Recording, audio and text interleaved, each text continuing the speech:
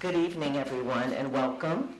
The City of Plantation Council meeting for June 22nd is now called to order. City Clerk, please call the roll. Councilmember Anderson. Councilmember Andreu. Here. Councilmember Fadgen. Here. Councilmember Horland. Here. Councilmember Sortel. Here. Mayor Stoner. Here. City Attorney Ezrall. Here. Thank you. Tonight's opening remarks will be provided by Councilmember Sortel. Thank you. Good evening, everyone. Before we turn to official business, I want to address an issue that has been discussed recently in the media, issues that are very important to me. Unfortunately, there's been a lot of misinformation circulated regarding two past conversations between me and another city employee after someone distributed HR notes to the media, and I want to clear up the facts tonight. Some have noted an inappropriate joke I made to my wife when trying to ease the situation after a rough moment at City Hall. I did so in front of a city employee, and that was wrong.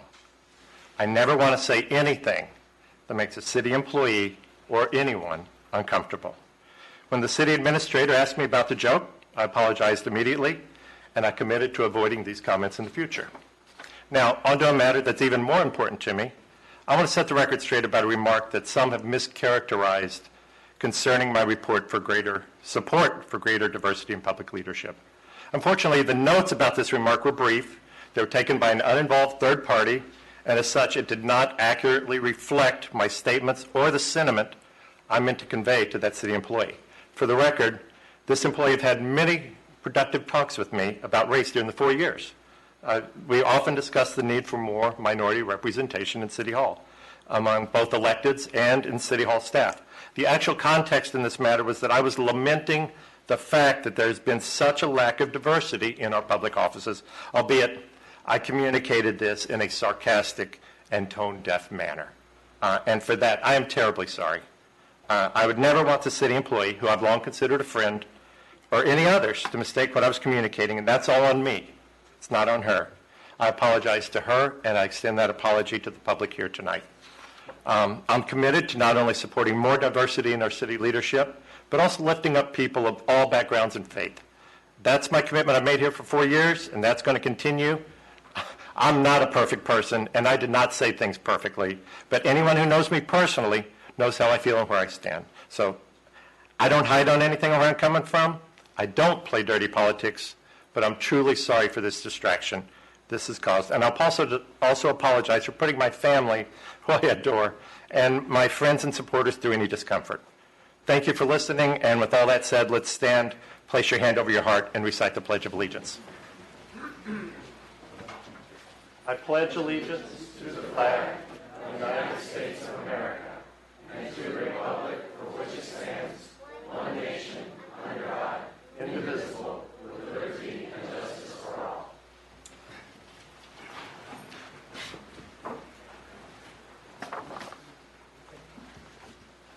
At this time, can we have the item submitted by the mayor? I believe there is a state of the market in Plantation.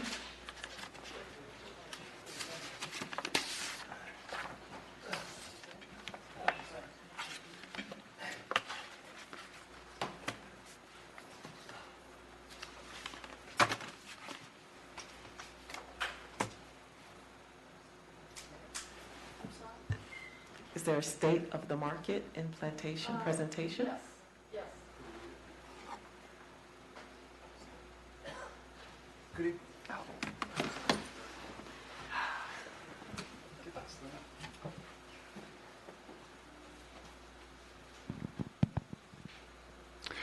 Good evening, Jason Anamaker, CAO. The mayor felt, given everything that has been going on with the market, all the guessing about where we might be going in the future and the upcoming budget, that it would be a good idea to hear from some expertise in that area. We've had an open dialogue with Colliers for a while now.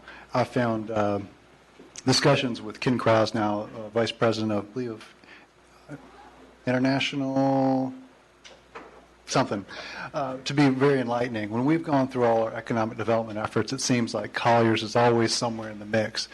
So they're a real player. They're very familiar with what's going on, not only in Plantation, Broward County, the country, and really things from an international perspective. So we're really looking forward to hearing what Ken has to say. Thank you, Jason. Thank you, Mayor. Good evening, Council. public. I know everybody's not here to hear me speak tonight, so I will try to keep this brief.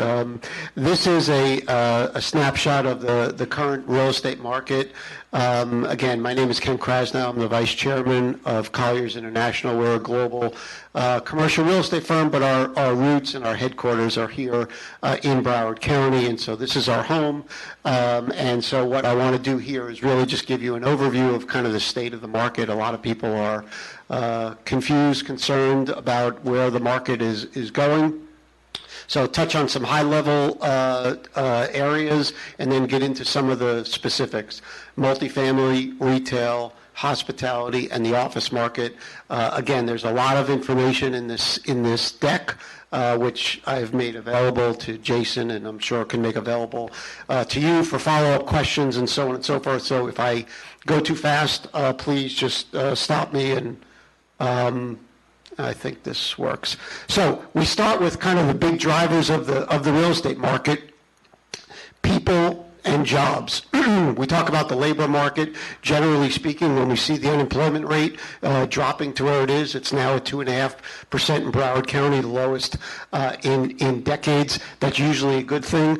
I will tell you it's starting to become a challenge for the commercial real estate market and a lot of the industries that we support, which I will get into in a few minutes. The other thing is we can't avoid inflation and the consumer and the driving of the market. You see a lot of positive numbers on that screen, but we've started to see the interest rates and the inflation start to take hold. May is starting to see the consumer start to pull back again. Discretionary spending has an impact on the commercial real estate market, specifically in the retail, which we'll talk upon later. And then lastly, the talent migration into our area, which has really been a trend that started kind of pre-COVID, has accelerated during COVID, and is continuing unabated as we speak. The dynamic that we're seeing now is a lot of people think this is purely a Northeast trend, but as you can see from this slide, it's coming from all over the country: Midwest, California, and again, generally speaking, people, jobs, and sort of discretionary capital are three of the main drivers about how that affects our real estate market. I'm going to start with a little bit of the overview. Multifamily, I'll start with the best first. As you can see here, what we've done is we've laid out where Plantation fits and sits, if you will, in comparison to general Broward County, Palm Beach County, and Miami-Dade County. Across the board, as you can see in the multifamily space, the market is extremely strong. You're looking at 2% vacancy rates pretty much across the board. You look at the rent growths that have been in the mid to high double digits over the last 5 years. Even Plantation actually has one of the strongest 5-year, projected rent growth. As you can see there, it's been a very strong performer over the last 5 years. And so there's roughly an inventory in the market of 10,000 units, and as you can see, there are approximately 1,400 units under construction.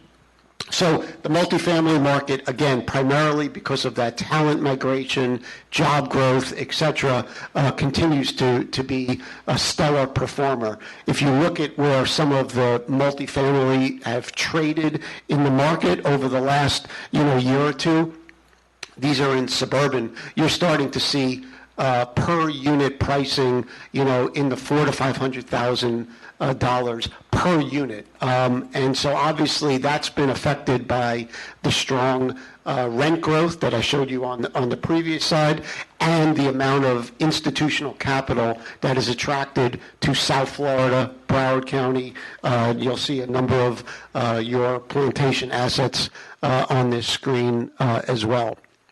Similarly, land, which is a scarce product to begin with, is becoming, even more scarce. And if you look at some of the recent transactions that have been sold, land for multifamily development you're now seeing per acre pricing in the $1.5 to $2 million an acre in Broward County. Again, all predicated on the basic fundamentals of low supply, high rent, and they can justify paying this kind of number for pricing and for land and or for new development. These are just some of the bigger picture trends in the multifamily market. One of the benefits for a market like Plantation is we're definitely seeing that migration, that sort of the suburban shift. We're not only seeing it from New York and California and Chicago, but we're also seeing it from places like Miami and Fort Lauderdale, where people want more balance and more sort of bang for their buck. Some of the other trends that are starting to drive the multifamily market, construction pricing is again showing no signs of letting up. We're effectively 30% increase in pricing year over year. Mixed use, I know your market is a benefit of a number of highly successful mixed use products, but where people are choosing to live and where people are choosing to relocate to is really predicated on having that, and you've heard the acronym, this live, work, play, so on and so forth, but it's really taking shape. And so again, your market is a beneficiary of a strong demand towards mixed use. And then lastly, but not least, I touch on affordability. So there are a lot of positives on the other slides that I talked about in terms of where pricing is going. The flip side of that coin is it's becoming increasingly difficult for people to afford those kind of prices that we were just showing you on the other screen. So it's brought the issue to bear. Doesn't mean that it's easily solved or it's going to be solved overnight, but it has brought the issue to bear. We're working in multiple municipalities all over South Florida, all over the state. This is the number one issue that people are trying to tackle because the demand on the other side of the coin is not letting up. So it's definitely an issue. It's becoming increasingly more difficult. Touch a little bit about on the office market. The office market is, I would say, in a little bit of a state of flux as people are adjusting to kind of a new, post-COVID reality. As you can see there, Broward County, generally speaking, is underperforming our brethren to the north and to the south of us, primarily because they've been the beneficiary of a lot of the new-to-market companies that were much more familiar with Miami or already in Palm Beach. So you can see, Plantation, it's healthy. We're starting to see the vacancy rate decrease in the last, 60 to 90 days. The office market has started to pick up. You can see where your rents are basically in line with the rest of the county. But like I said, we still, as a county and as a submarket, still have a ways to go to catch up to some of the head start that Palm Beach and Miami have benefited from. That being said, similar in the multifamily space, we are seeing a lot of corporate users choosing to relocate to submarkets like Plantation. We were fortunate to represent Chewy in their decision here, but you see the factors on the right that are driving a lot of corporate relocations. As more and more people are choosing to work from home, work in a hybrid kind of environment, more and more companies are choosing to locate closer to their employees, reducing the need for commutes, and so on and so forth. So generally speaking, we're very bullish on where Plantation and Broward County is positioned in the office market as kind of the center of a region. A lot of the companies that chose to come to Miami and Palm Beach have used that as kind of their point of entry into the region, but are thinking longer term about being more centrally located, because they're going to have employees that are going to live in Wellington as well as in, Coconut Grove. The location in a Broward County, in a Plantation, centrally located for the day or two a week that they come to the office, is longer term, we think, going to be a very strong attribute. This just gives you a little perspective on suburban office sales, which again have been strong, predicated on a lot of the office leasing activity that I just showed you about. You probably read in the paper, we just sold the Crossroads building. So, you can see there is still a very strong appetite. The pricing, when you look at the numbers on this slide, the pricing for, well-located, well-positioned suburban office buildings are very strong and are very healthy. This is what I touched on a little bit before. Companies are now kind of really figuring out where their kind of post-COVID environment is moving, but the shift to hybrid is real. It's becoming permanent. As you can see along this slide, we've pooled over 200 major corporations around the world, and 77% of the companies are shifting into effectively, as I mentioned before, a pure, flexible, hybrid work environment. And like I said, ultimately that is going to be a really strong draw to the companies looking at a central location like a Plantation and in general Broward County. The retail market, I'll touch on again briefly. As you can see here, a couple of years ago, everybody was concerned about, e-commerce, shopping online. Nobody's going to go into stores. The retail market is dead. If you look at these numbers, this point paints a very different story. You're looking at, low single-digit vacancy rates across the entire South Florida region. Plantation's been a beneficiary of delivering new product to the market. So you've been a strong beneficiary, if you will, of some of the new retail activity.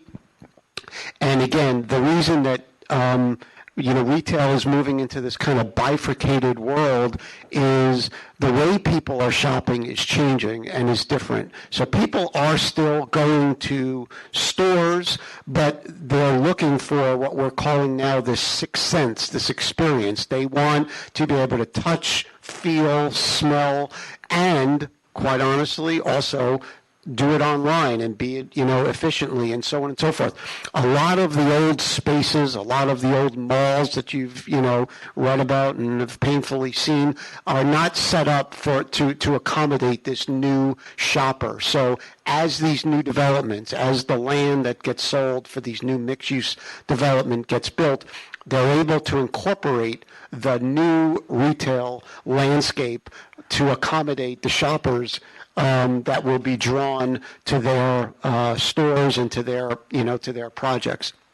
Again, this slide highlights that there was a big run up in the pandemic and right before the pandemic in terms of e-commerce and shopping, but that's kind of plateaued. A lot of people have kind of incorporated that into their shopping pattern, but as you can see there, a lot of the native digital brands and a lot of the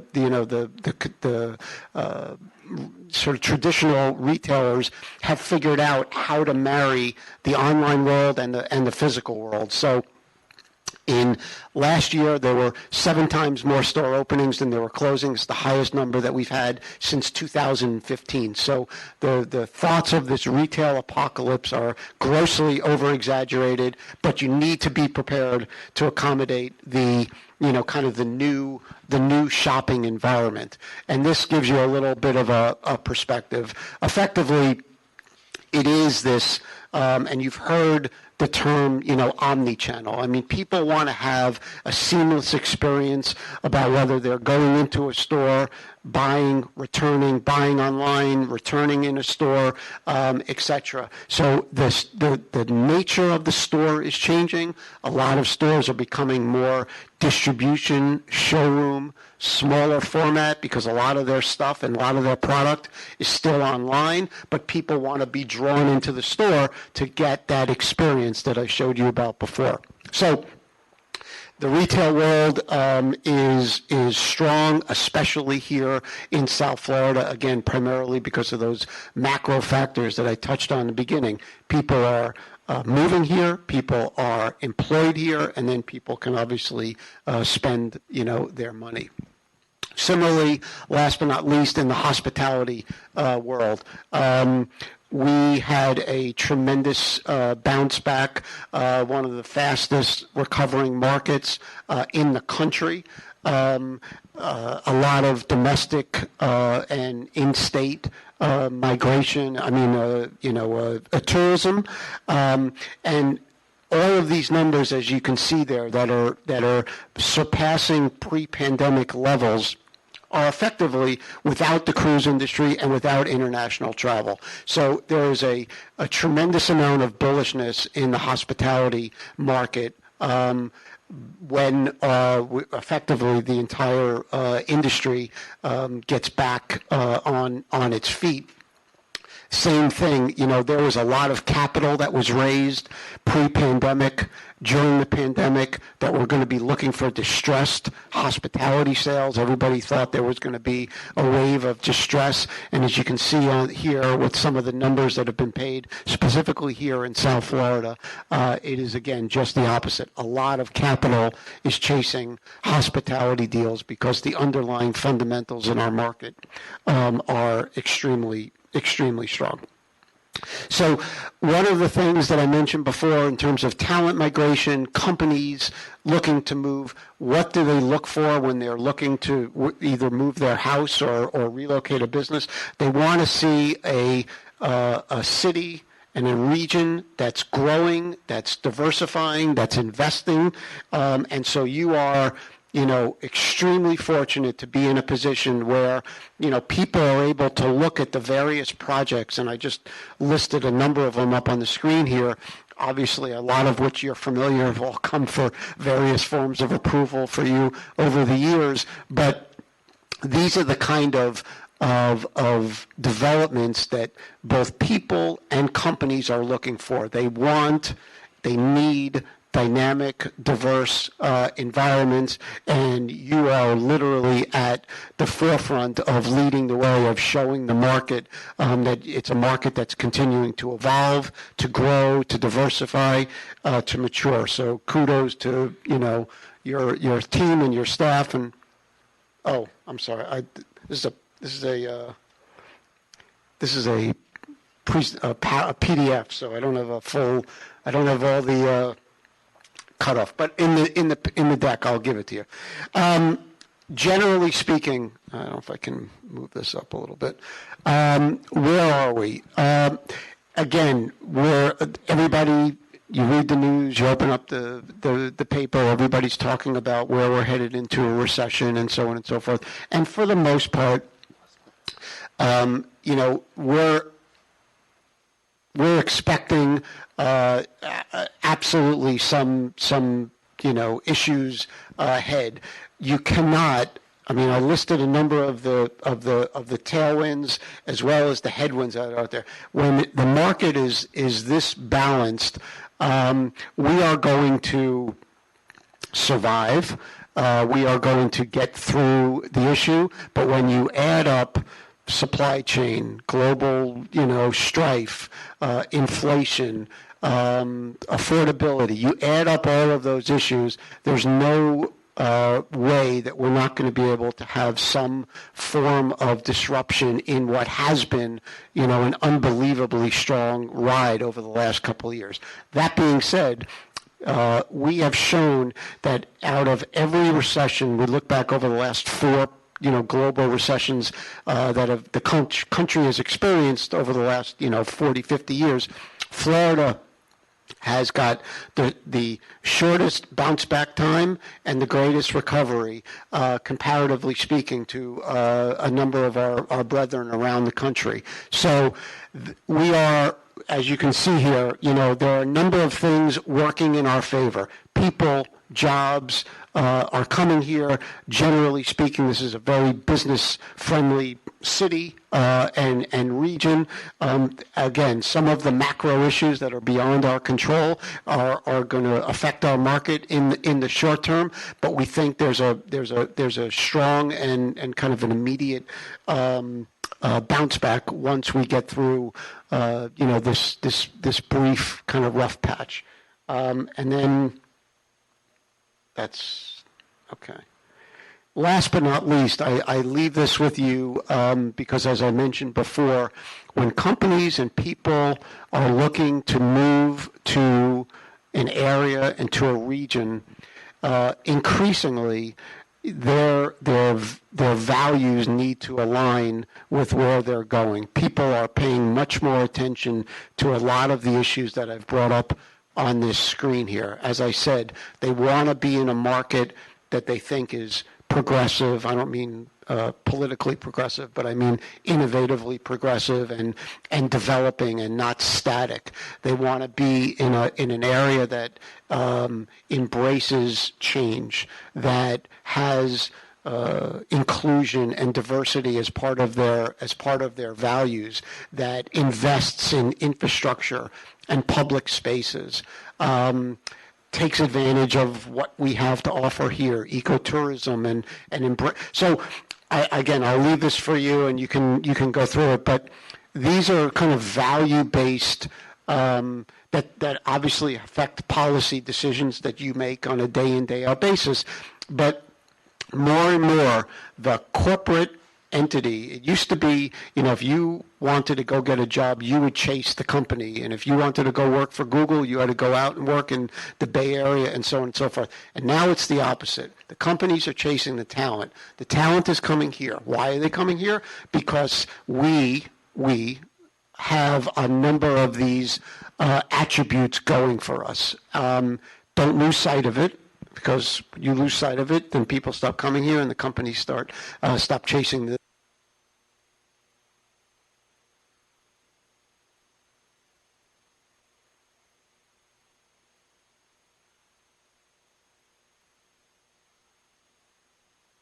corporate chasing talent as opposed to people, chasing jobs.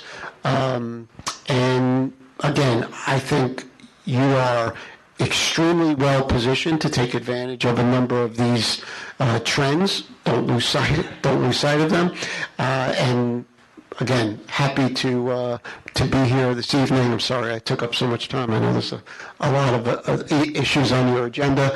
And as you go through the presentation, if there's any specific questions or data that you would want more detail on, I'm happy to provide it to you. So, thank you.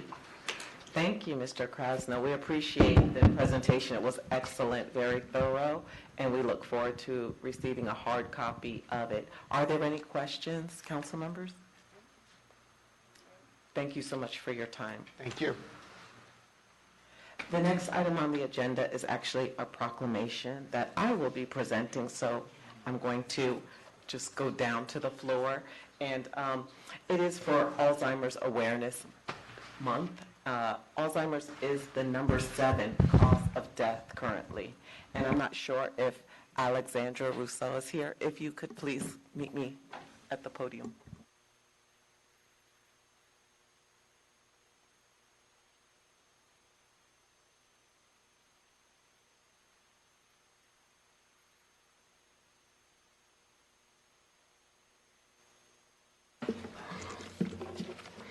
Whereas the health and safety of all Floridians is important to the happiness, prosperity, and well-being of our state's families, communities, and economy.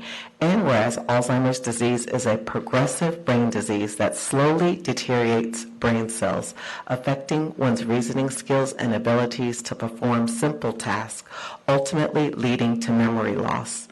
And whereas Alzheimer's cases in Florida are expected to increase 24%, from 580,000 in 2020 to more than 720,000 by 2025.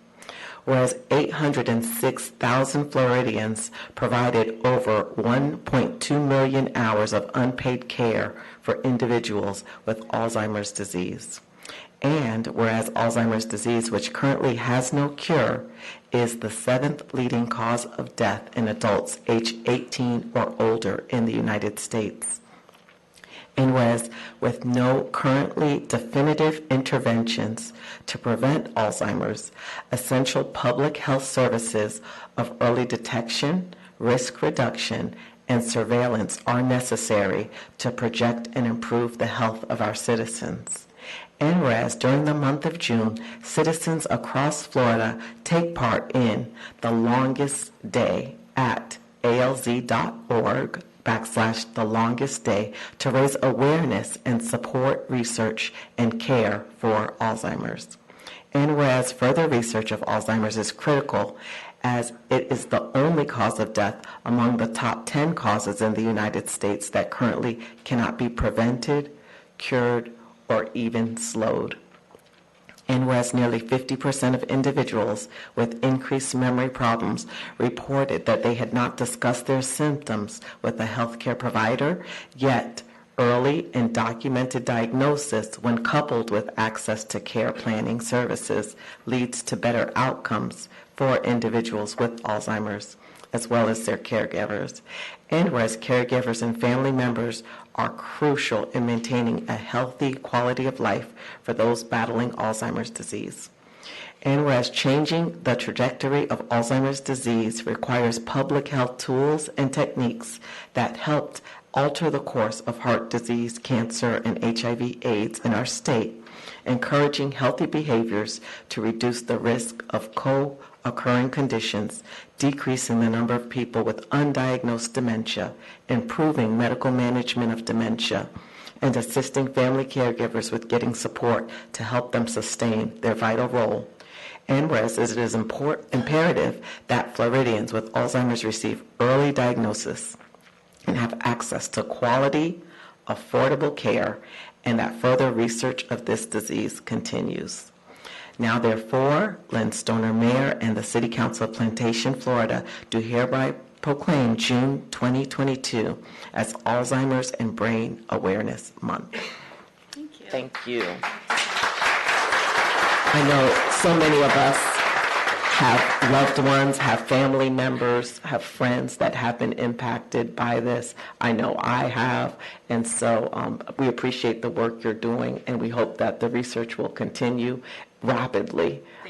Please, but share with the community some of your work. First of all, good evening, everybody. I just want to thank you guys for inviting me. Thank you, council member. I'm going to butcher your last name, but Andreu. Thank you for having me. My name is Allie Russo. I work with the Southeast Florida chapter for the Alzheimer's Association.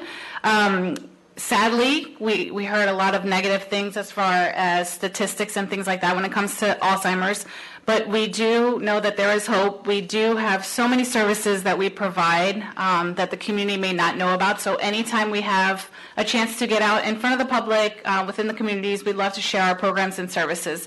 So a lot of you, as you had said, people are impacted, like within our own community. It may be your colleagues, your family members, your friends.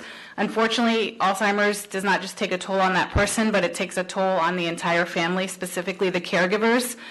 So I do like to get out and spread awareness. We do have so many programs and services in the community that we provide. We have early onset support groups for those who are going through it. We have caregiver support groups which are crucial to so many people in the community.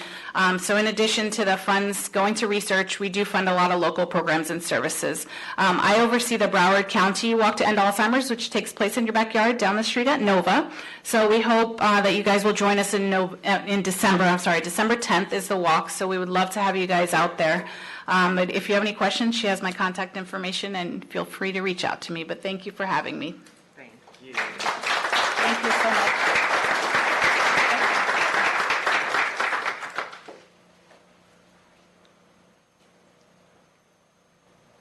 Thank you. Thanks. Thank you.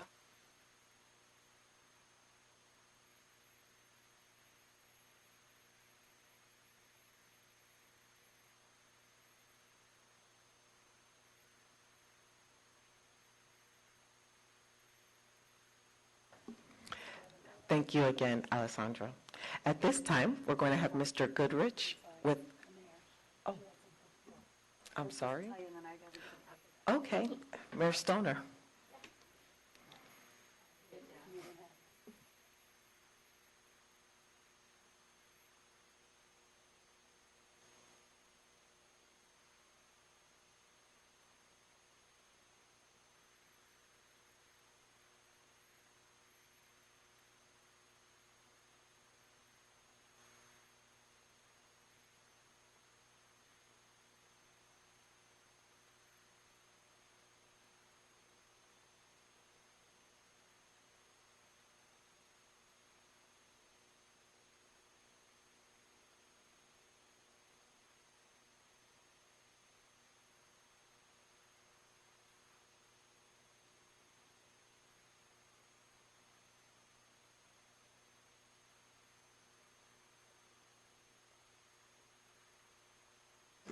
Okay, can you hear me now? Yeah. Okay. I just wanted to mention the partnership that we have with Plantation, not only for indoor water conservation, but for outdoor water conservation with the utilities, with doing rebates for irrigation and doing the toilet rebates. So we've had this partnership. Plantation was one of the original municipalities to join in. And we've actually had the full partnership with about 16 municipalities and utilities for about 10 years now. And we've been able to give 18,000 rebates on toilets. So we've replaced about 18,000 poorly water-used toilets. And we've saved about 2.8 billion gallons of water with these toilet rebates. So it's been great. So we had this game called Splash, Water Matters, and it ran from March 1st to April 30th. We had about 1,200 participants, so it was a great turnout. And the players were able to test their knowledge on conservation, climate change, and sustainability. And the winner, I'm happy to say, is from Plantation. I reside in Plantation, and so I'm glad that Did you go to Plantation schools? No, I'm not. I'm from Colorado. There's an ongoing debate. Oh, okay, from Plantation Plantation versus schools. South. Yeah. Got it. Okay. So I'm pleased to award this check to Susan. This is the big check, and the little check is behind. It's $500, and then also her son was able to be animated in a cartoon. So that will be on all of our promotional items, her conservation pays, and they're on the coloring sheet. So when we go to the schools to talk about water conservation, they'll see her son's face. Wow, that's awesome. So Danny, I'm going to take a picture of you guys. And I forgot my camera. Michelle will take a picture. Oh, you'll send it to me? Good. Okay, perfect. I'll move over. Come on over. Yeah, and let her in. Come on in. Oh. Absolutely.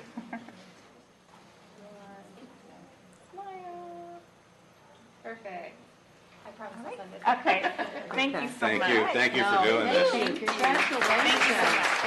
Congratulations. Anybody who says conservation doesn't pay didn't get a check. That's right. Ms. Pena is also my representative on the library board as well. So, yes, great to see you in your official capacity tonight, and congratulations.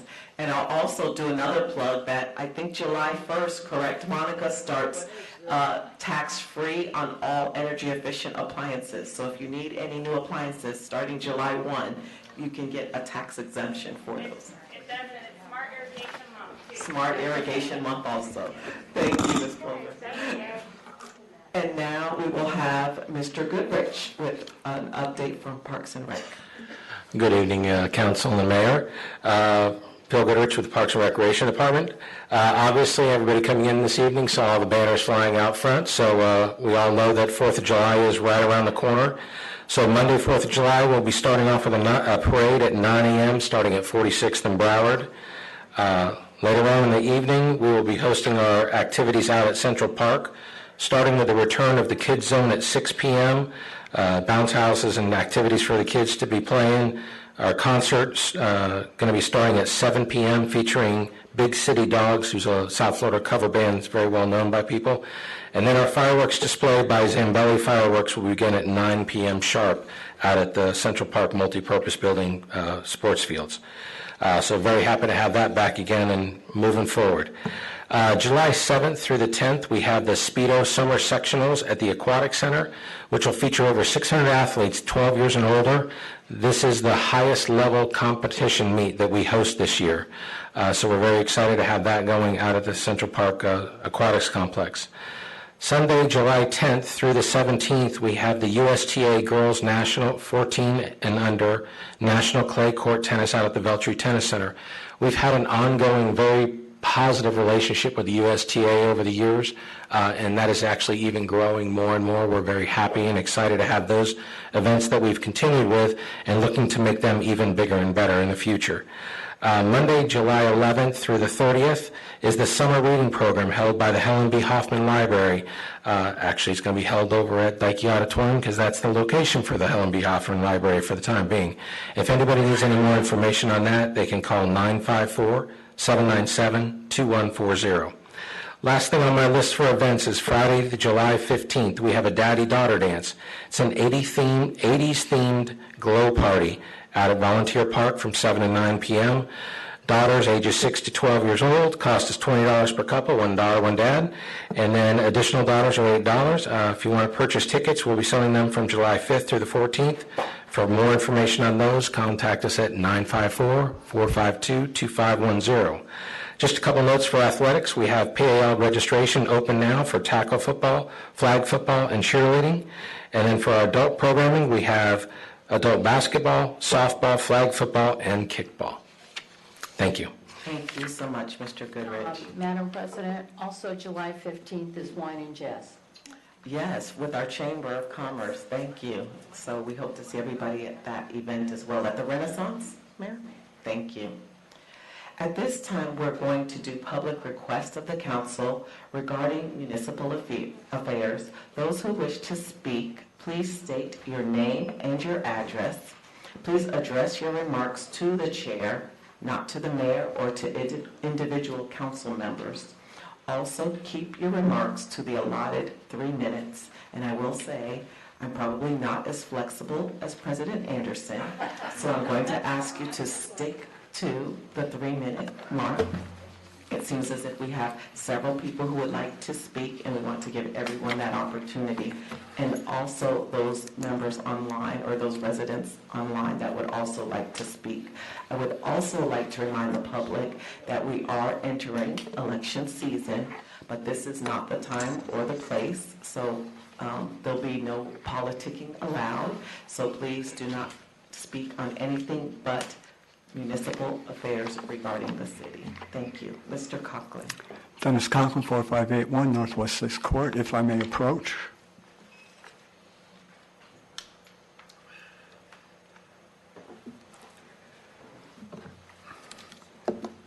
Day 827 of the SARS-CoV-2 virus lockdown and unconstitutional mandates. As I remind you, our military is under mandates to take the shots.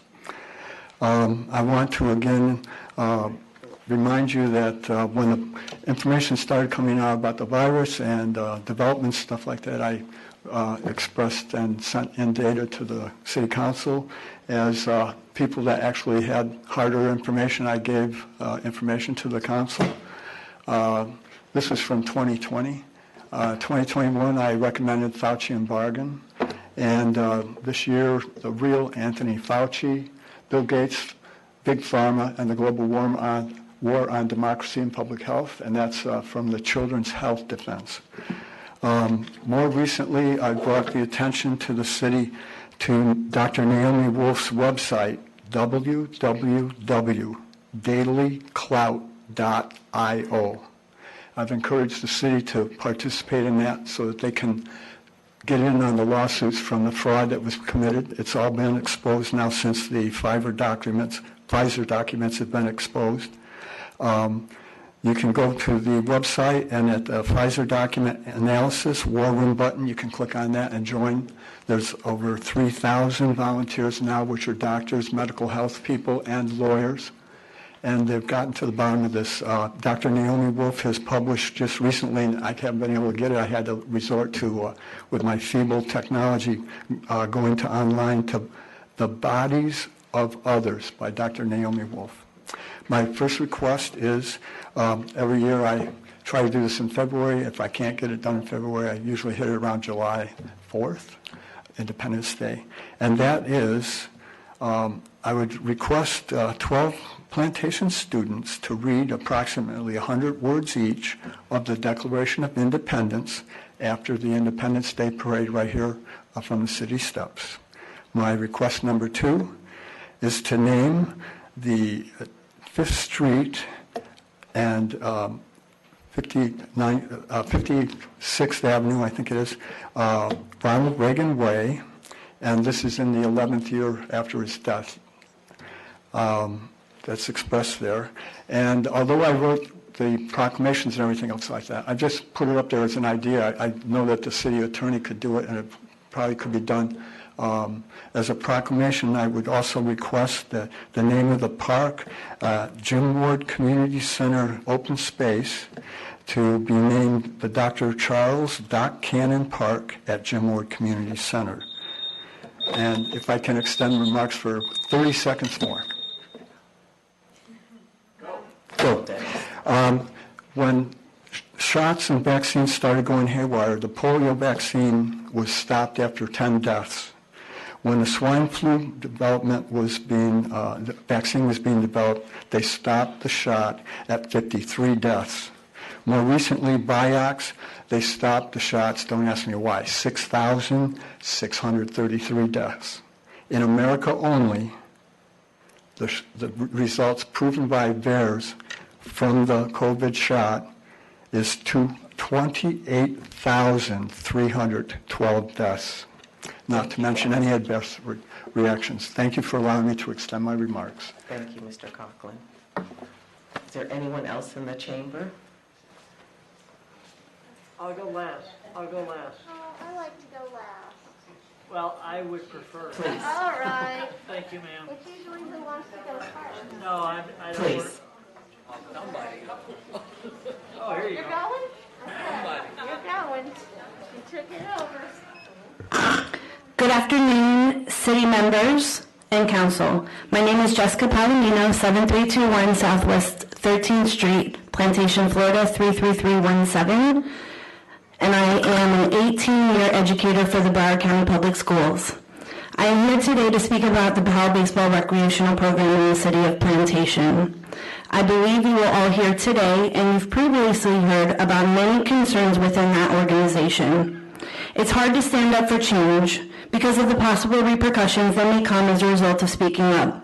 I can tell you that many families have spoken up before me over many years and have since moved on to other city leagues as a result of the continued mismanagement of the recreational baseball program under Powell, along with the harassment, disrespect, and our blatant disregard when speaking up for those changes.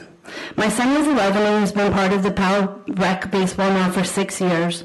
Over the past 6 years, we have seen his baseball program steadily decline. So today we are here for the kids, to stand up and demand change. We are their voice. Please stand with me if you are here today in support of the baseball recreational program. Last week, after the unfortunate way the playoff season was handled, many teams were upset about the lack of professionalism and respect that was given during the process. I believe you all received many emails regarding the fiasco that took place, so I'll move on from that. I can stand here today and tell you all kinds of stories about how people have been treated in the baseball program, but at the end of the day, that is not going to help the situation. However, I do hope that you hear my advice in my previously sent email, along with my request today, that you reach out and start asking some questions, some hard questions. There are many families and former coaches who could fill your ears on the stories that they have been through while participating in this Powell baseball organization. I believe that by the end of the evening, you will have enough evidence to understand the cause of our concerns. My request here today is that you open up an investigation into running of the PAL recreational baseball program, including a full investigation behind the procedures and financials with the PAL recreational baseball program. It is also my request that you suspend any current and all further decisions being made under the current PAL baseball board. I have spoken to one of those members regarding my concerns, and he has proven to be part of the problem, not forthcoming with information, withholding vital information, and leaking information rather than handling things as he's indicated to you that he has done, from what I hear. The other two board members with PAL have never responded, and one of those emails does not even work properly. We can't even find phone numbers. Please refer back to my email that I previously sent you, which has some interesting details also regarding a hybrid team that is paying under the recreational category, but playing in tournaments both in and out of the state. I believe there's an issue of fairness, equity, and honesty in this current baseball recreational program, and I am asking you today to please take your leadership, stand up, and take action for our kids. Thank you so much for your time today. Thank you so much, Ms. Palomino. Uh-oh, there's somebody else, ma'am. Good evening. Sorry, I'm shorter. My name is Jennifer Cohen. I live at 613 Holly Lane in Plantation, 33317. Thank you for allowing me to speak tonight. Before I go into why I came here, I would just like to thank Mr. Swerdle for his apology and for acknowledging the comments that were made in the media and maybe taken out of context. I appreciate that. I too am here to speak about the PAL Baseball League. I too am also a veteran teacher. I'm involved in the community. I serve on boards in Temple in the community and Plantation. My husband and I purposely moved here because of the feel that you get in the community of Plantation. We have two children, one of whom has been playing baseball with PAL for 3 years. And as Ms. Palomino just mentioned, there is a lot wrong there, for lack of saying it in a more diplomatic way. Specifically, I'm here to talk about June 9th, which was the playoff games. And there are several things that happened. I know you've received several emails. I emailed many of you this morning. Also, Mr. Goodrich, I sent you an email. I know it was early, but the treatment of parents and what the children were witnessing on the field was so inappropriate that I felt I had to come speak tonight. We are going to lose so many families from our baseball program and from our city sports program under the leadership of Wayne Clark. Games were postponed, rain happens, things happen. We were on the field for 2 hours. He was sitting upstairs and would not come down and address us. One of our opposing team, the parents were drinking. According to Article 5 of the bylaws of PAL Sports, PAL Baseball, pursuant to the city, alcohol is not permitted. These parents were drinking. They were yelling at the parents on our team. The 7 and 8-year-old children were seeing this. Several of us went to get Wayne, called Wayne. The coaches were having to call him. He would not come down and address the situation. So for 2 hours, our children in uniform and parents stood there with no resolve. And again, the children should not be subjected to the unsportsmanlike conduct. That's also in their bylaws. If you take the role of commissioner, that's one of the things that you're supposed to uphold. Things are not done correctly. There's voting that happens for the PAL board that those of us who pay for our children to be part of PAL sports are not aware of. They reach out to us for fundraisers. They reach out to us to make sure that we pay to register. They do not reach out to us when they have meetings to vote. There's a meeting next week. It's posted. There's no location posted. How can I vote? I'm here tonight under Article 10. Again, I've done my due diligence and I've looked through what I can look through. Mayor, I'm asking you to please think about suspending some of these people. People are leaving for Cooper City. They're leaving for Davie, and I don't want to live in a city where I feel like I need to go somewhere else for my children to play a good sport. It shouldn't be. And I think you'll hear more of that tonight. Thank you very much. Thank you, Ms. Cohen. Well, you wanted to speak too. Please. There's one after you. Please. Okay, ready? Yes. Okay, hi. Look at this, she even lowered it for me. Don't start my clock yet. Stand by. Okay, I'm nervous, but I have a lot of courage. I know all of you. Well, I don't know you, but I'm sure you're very important. Okay, so here we go. Ready? He's very important. Okay, so good evening. Madam Mayor and Madam President. My name is Susanna Bott, and I live at 7281 Northwest 6th Court in the city of Plantation. I've been a resident since 1998, involved, quiet, sometimes outspoken, but I try to be kind. I've lived here for 24 years and raised both my children here. I don't know what this is about the baseball, but PAL is A+ awesome, so I have no complaints on that. I am here this evening to ask a question on the record of Councilmember Nick Sortel, who is my friend. He is my friend, and he has been my friend. And I respect him, and I love him. And I would like to ask you directly about this article that has come into the Sun Sentinel's publication. And I would like to know on the record, because I love you. And I know it's not political to love someone, but I do. And so I would like to know if this article is true, if these are things that you... I'm sorry to interrupt you. Yes. But I will ask you to refrain from addressing any of the council members directly. Okay, that's cool. Okay, so I'm going to say this. The Sun Sentinel article has been published. If anyone would like to contact him directly, I think that would be the most fair thing to do. I'm from Illinois, he's from the Midwest, and I was shocked, and I was disappointed, and I was frightened. I am a member of the club called Sexual Harassment in the Workplace in a previous employment before I was married. I was a domestic violence victim in my marriage, and I was exposed to the vulnerability of a sexual situation in 2012 following my divorce. If these things were said and they are true, I would ask all of you as colleagues of Councilmember Sortel to address this, investigate it. If it was done, it needs to be addressed, and I would call for his resignation. I would also say that if these things have happened, that he go ahead and, I'm almost out of time, but that he would personally pull his application for mayor, because I do not want to live in a city where any of these things are tolerated, not an environment of sexual harassment, not saying racist comments to anyone, and being a woman and a woman that had these things happen to her. I feel strongly, as do many of my friends who didn't have the courage to come tonight, but I am happy to represent that.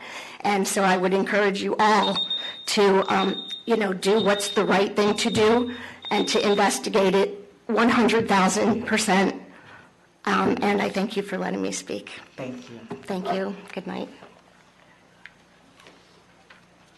Ms. Gelfand?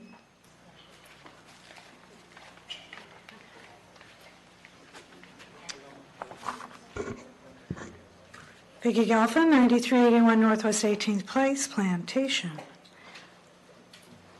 Tonight, I won't discuss the 8601 project. Yay! You all know my feelings about that situation. Of course, I'm still against it and any more construction that is crowding our city. Instead, I'm going to give you a short vocabulary lesson, and I am not a school teacher. This is not just for the folks on the dais, but about all of us here in this room and those watching and listening to these proceedings remotely. Thanks to the Webster's Dictionary for the meaning of these words. Remember these words now and you'll understand why I chose them. Honest, never deceiving, stealing, or taking advantage of the trust of others. Sincere, truthful. Moral, concerned with right and wrong and the distinctions between them.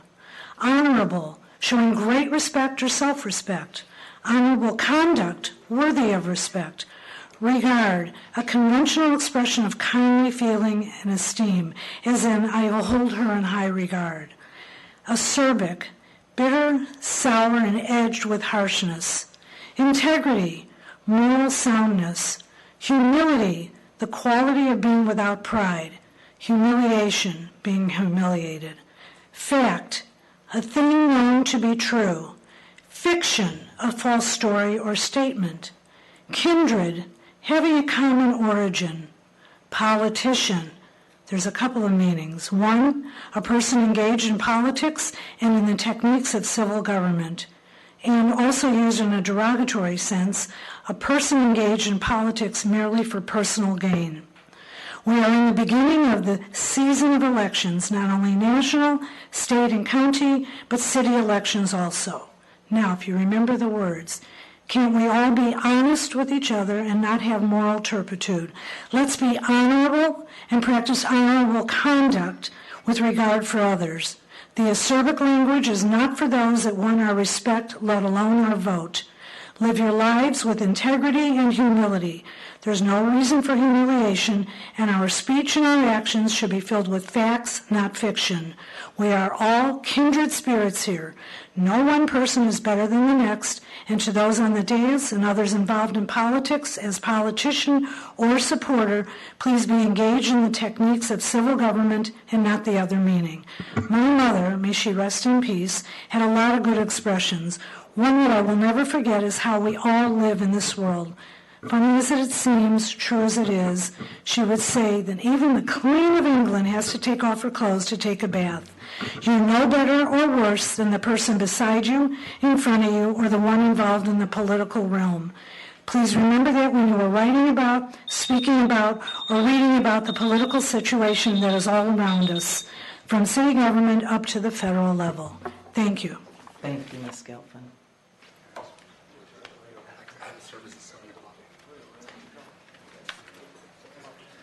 Hi. Good evening. I'm Father Albert Coutier, and I'm the rector of St. Benedict's across the street, 7801 Northwest 5th Street in Plantation, and I'm a resident of Plantation almost 10 years, around the corner from our brother Nick. And I want to just address something. I've been working in media professionally, besides being a full-time priest, for 23 years. Everything that is written or reported in the media isn't the truth. I think we've discovered that. So I'm here to speak on behalf of Nick because I can tell you that as a priest that has been involved with the rabbis and ministers and pastors of the Plantation Clergy Association for years, and I've seen Nick's support of us even before he was elected on this council, I can tell you that I've never experienced anything racist in Nick. All the contrary, I think he's quite the inclusive person and quite the respectful person to our diversity, not just in this city, but in our South Florida community. So I think it's unfair for us to read an article and come to all kinds of conclusions about a person. And I'm telling you, as someone who's been written about a lot, I was a Roman Catholic priest who had a girlfriend, and my story came out in the Sun Sentinel at least 30, 40 times. About 90% of it was incorrect information. The Miami Herald got it even better, about 95% was incorrect information. The one thing that was reported that was true about me, and I want to say this, was that I was a Roman Catholic priest. I was supposed to be celibate, but I happened to have a girlfriend, and who is my wife now. I'm very happily married for 14 years. And we have 3 beautiful children, and I continue to serve God in my own imperfect skin, but I continue to serve God. So I say to all of you, let's take it easy with what we read in the media, and people that have worked for our community, who love our community, and are faithful in serving our community, deserve the benefit of the doubt. And as far as I'm concerned, Nick is a man of integrity. I've never, ever heard him say anything vulgar or inappropriate, and I've never, ever doubted that he has any kind of inclination toward racism, even though I know that's a big tension in our world today. Everybody's being accused of being racist these days. And there are some racists among us, don't get me wrong, but Nick is not one of them. God bless you all. Thank you, Father.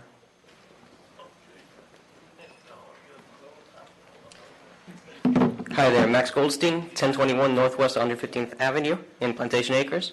I want to start by saying first that I'm now officially on the Broward Bicycle and Pedestrian Advisory Committee, so what I say here is my personal opinion and not a representation of the committee itself.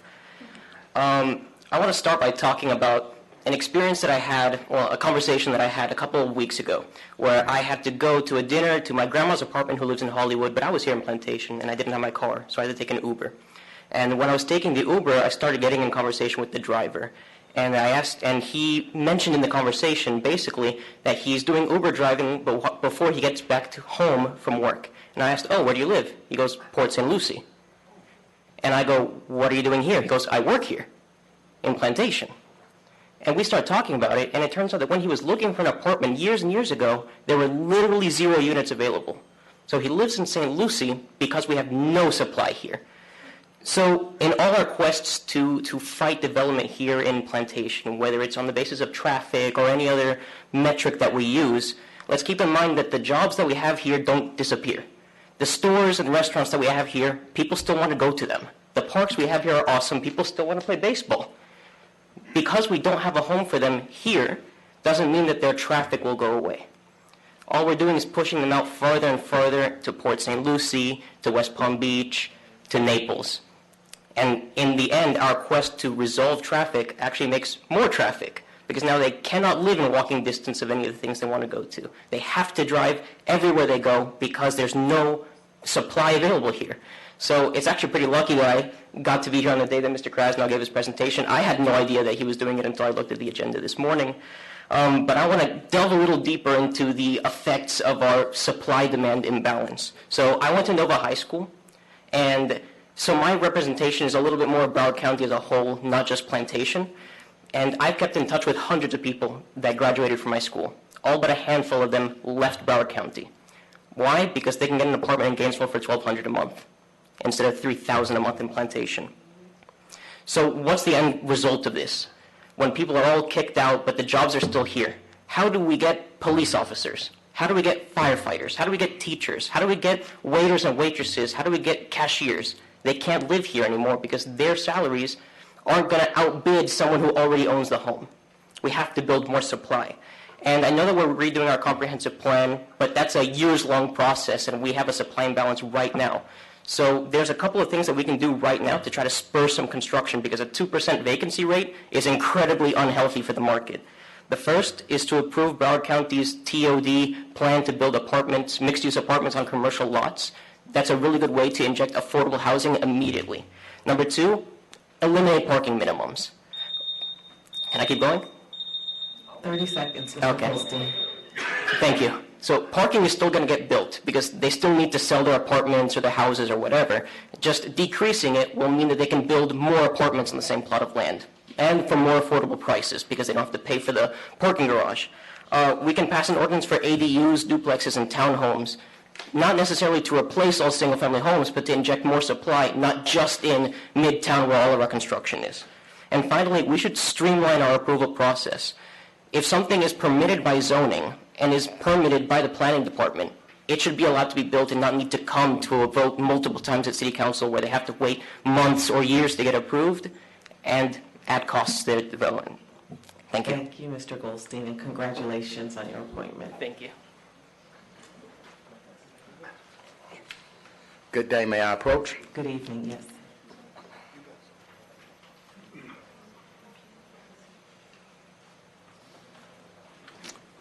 Good afternoon. My name is Roderick Harvey. I'm a CPA here in Broward County. I want to present a matter to the electeds, to the board, to you as chair. It revolves around invitation to bid 044-22. In this bid, it specifically says that certain things shall be done. In this case, it revolves around, and I will read, the sealed bid shall be accompanied by a cashier's check or certified check payable to the City of Plantation in the amount of 10%, both written and letters, percent of the disposition amount, and shall be received by the office of the clerk, it gives the address, before the due date of the solicitation. We believe, or our ask, is that the council deem our company, Alexander Reb, as the true and responsive bidder because we followed the procedures at hand and submitted, rightfully, the cashier's check plus our bid. And so we bring to you and say the core matters revolves around the dollars, the other bid, or the internal controls and the procedures of the city. And we would hope that this council would put more weight on the procedures and policies that when a document is submitted for the public, for vendors to respond to, that we are allowed to do what needs to be done, and that is upheld. And so we're hoping that Alexander Rail will be considered the bid winner for ITB 044-22. Thank you. Thank you. Mr. Nunemaker, I would like to speak with you additionally about the procedures revolving that. Vincente Thrower, I'm a community leader here in Broward County, 1890 Northwest 6th Avenue, Pompano Beach. Back in the days, my grandparents picked beans from all the way from Deerfield Beach all the way down here, to be honest with you. My grandfather and his parents before him were slaves. The reason I came way from Broward, Pompano Beach down here today is because when you read something, and I agree with the priest, you shouldn't always believe what you read. But my question to the president, now you say I cannot address a member, but I can address it through you to that member. Robert's rules. How is it that a statement can be made, and yet I'm waiting to hear the council say that you're all going to do an investigation to find out whether or not it's true or false? We're living in a society that our children read everything. They're on the computer, they're influenced by the things that they read and the things that they hear other people say. To hear that a black woman was made to feel uncomfortable, that makes me, as a black man whose grandfather was a pastor for over 50 years in this county, have a serious problem. Enough to get enough black pastors to come to the city hall to make a problem about it. I want to know, was his apology about the statement that he made, or was it because the statement was made and he's apologizing about that? Because that's somebody's mother, somebody's sister, and I want to know whether it was true or false. Because if y'all don't do something, I know the governor will.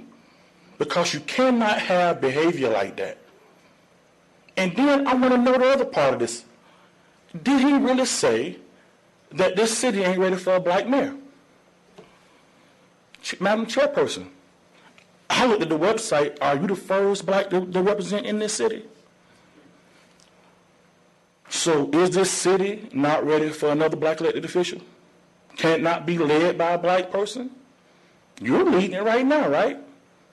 The owner of City Furniture lives in this city. I wonder how he would feel when he's spent and raised his kids here and hearing that this city has a problem with African Americans being in leadership.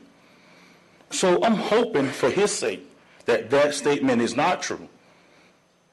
But I will tell you this, me and some other black pastors are going to get to the bottom of it, and we're going to find out if it is. And the NAACP should be wanting to know if it's true. But I guarantee you our governor would do something if y'all don't do something. Thank you.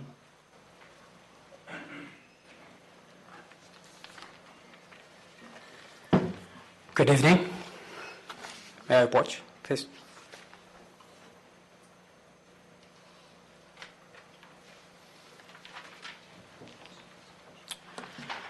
My name is Brunier Jean.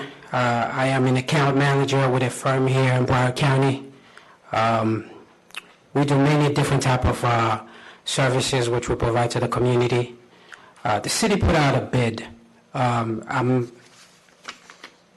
The bid that I'm talking about is in reference to ITB, which you have in your hand there, for the sale of a property, residential property, 4053 Southwest 4th Street, Plantation. We submitted a bid. I attend the pre-bid meeting. What was read when I was here, the city actually did the opposite. We were told that whoever submitted the highest amount was disqualified because they did not submit a cashier's check or a certified check in the 10% amount that they were supposed to. We were the second highest bidder. So that means we, our firm, won the bid. The next day we contacted the city to find out what's the next process moving forward. We were told that the firm that was disqualified were given a queue period for them to come back and provide the proper check or proper documentation.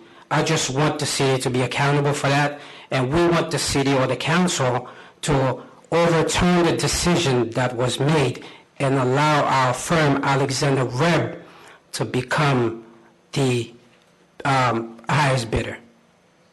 That's all. Thank you. Thank you.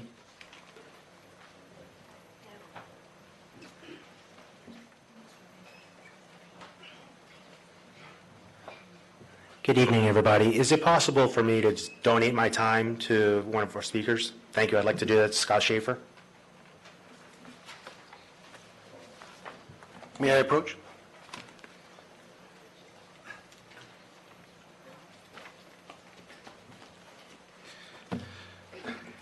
Good evening, Madam Mayor, City Council members. I want to take a moment and thank you for the opportunity to express my concerns. My name is Scott Schaefer, and I live at 9701 Northwest 11th Street, Plantation.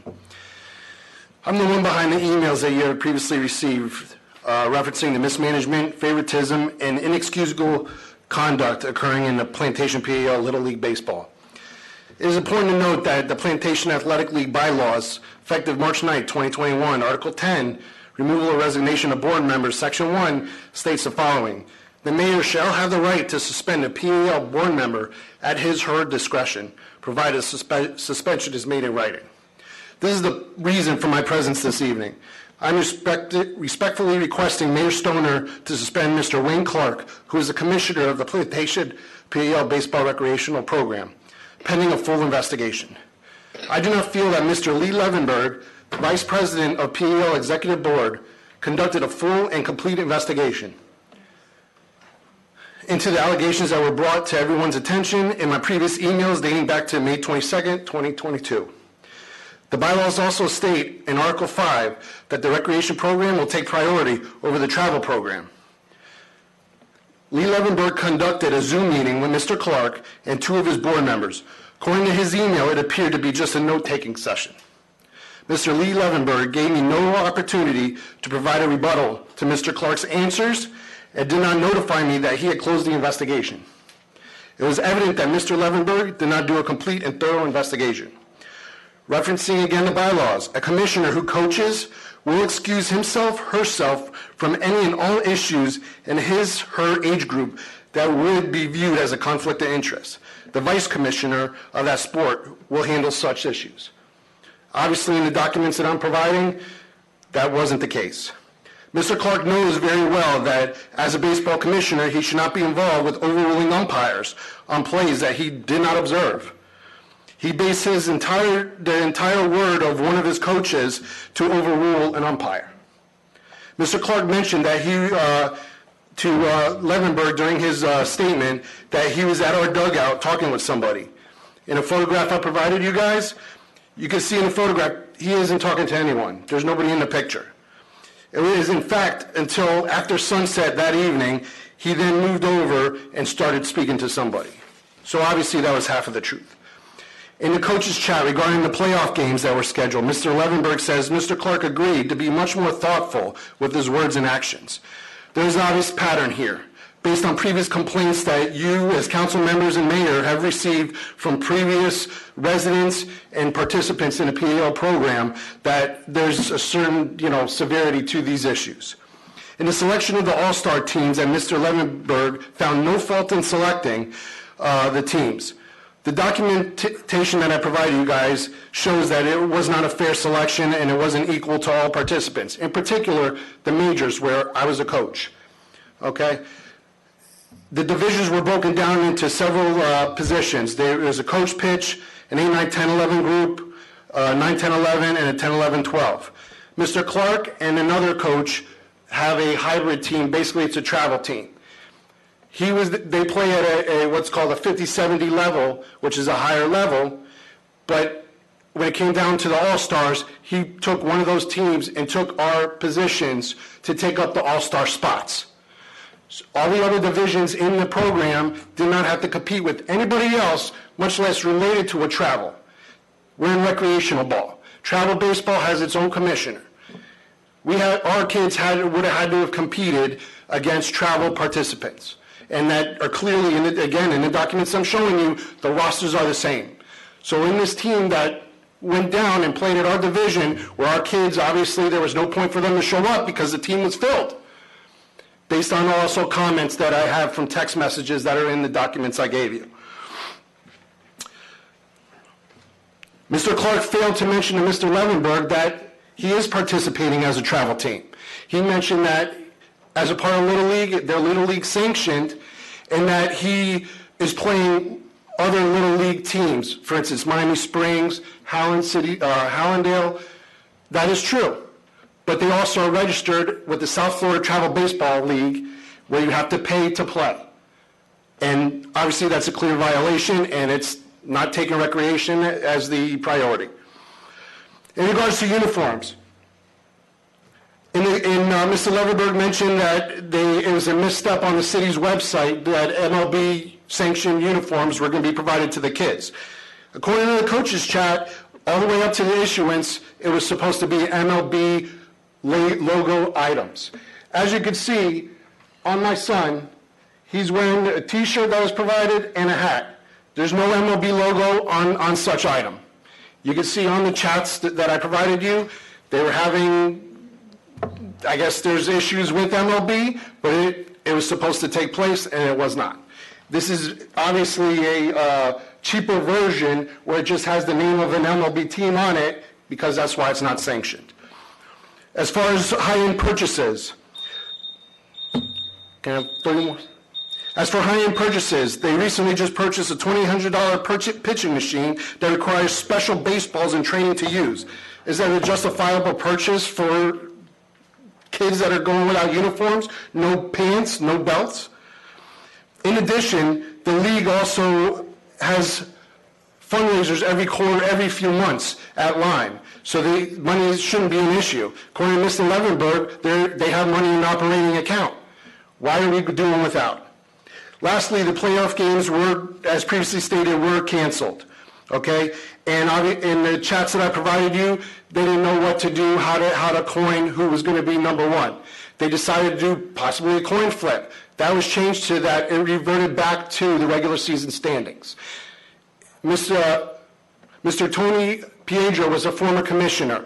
He apparently is the Little League rep for Plantation Baseball. He came up with the idea that it reverted back to the regular season standings. I asked him for the ruling on that, where it stated that. He could not provide one and said it was a local decision. Okay. The reason for that is, I'm sorry, just to wrap it up, the reason for that is because it doesn't happen. If you have a playoff or you have a tournament, you finish it. If it's delayed for weather, you finish it another day. You don't just cancel it and say, oh, sorry, another team wins. Please review the documents. Thank you. Well, thank you so much for coming tonight. Is there anyone else in the chamber?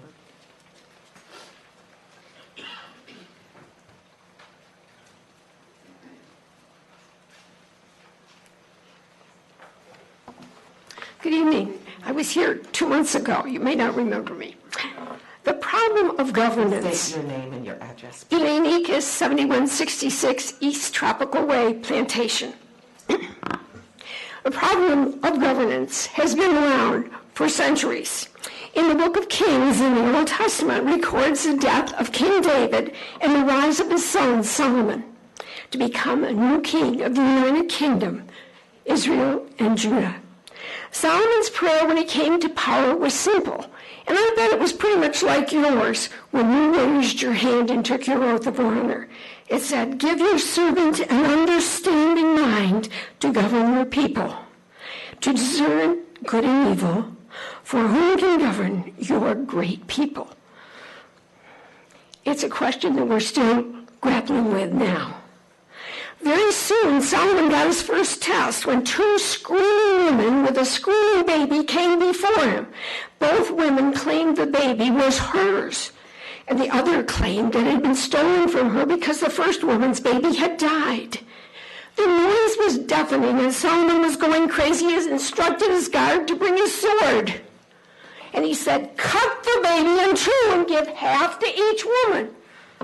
Well, we can see that the solution didn't solve very much, and there were going to be 2 dead babies instead of 1. Governance is something like that. You have to make some very difficult choices. It was 2 months ago when I stood here and gave an opening reflection before you. And since then, there's been an eruption that has caused quite a few ripples in the waters of Plantation. I don't know what happened. I don't know the truth. I don't know the distortions or the veracity of what's in the newspaper. But I can tell you this. I've known Nick since I have been in Plantation. I work very hard for the Friends of the Helen B. Hoffman Library, and he's the one that shows up at our meetings. He's the one that supports us in many of our events and special events. He's generated interest in essay contests for children, promoting the celebration of Dr. Martin Luther King Jr.'s birthday. This May, he organized a benefit. For whom? To resettle Ukrainian refugees in Broward County. And what did he use? Poor man. He used the various talents of the ministers and rabbis in Broward County.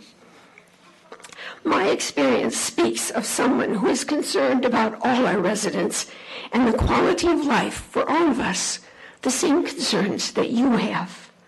April 23rd, I reminded you that what we have, what we need is here. And I quoted the Kentucky poet and philosopher Wendell Berry when I said, what we need is here, and we pray not for a new heaven or new earth. 10 seconds. We, with Plantation, and you with the concern for Plantation in your hearts and our citizens, need the very things that we already have. We need to be quiet in heart and clear in eye. God bless you, and may we all have quiet hearts and clear eyes. Thank you. Thank you.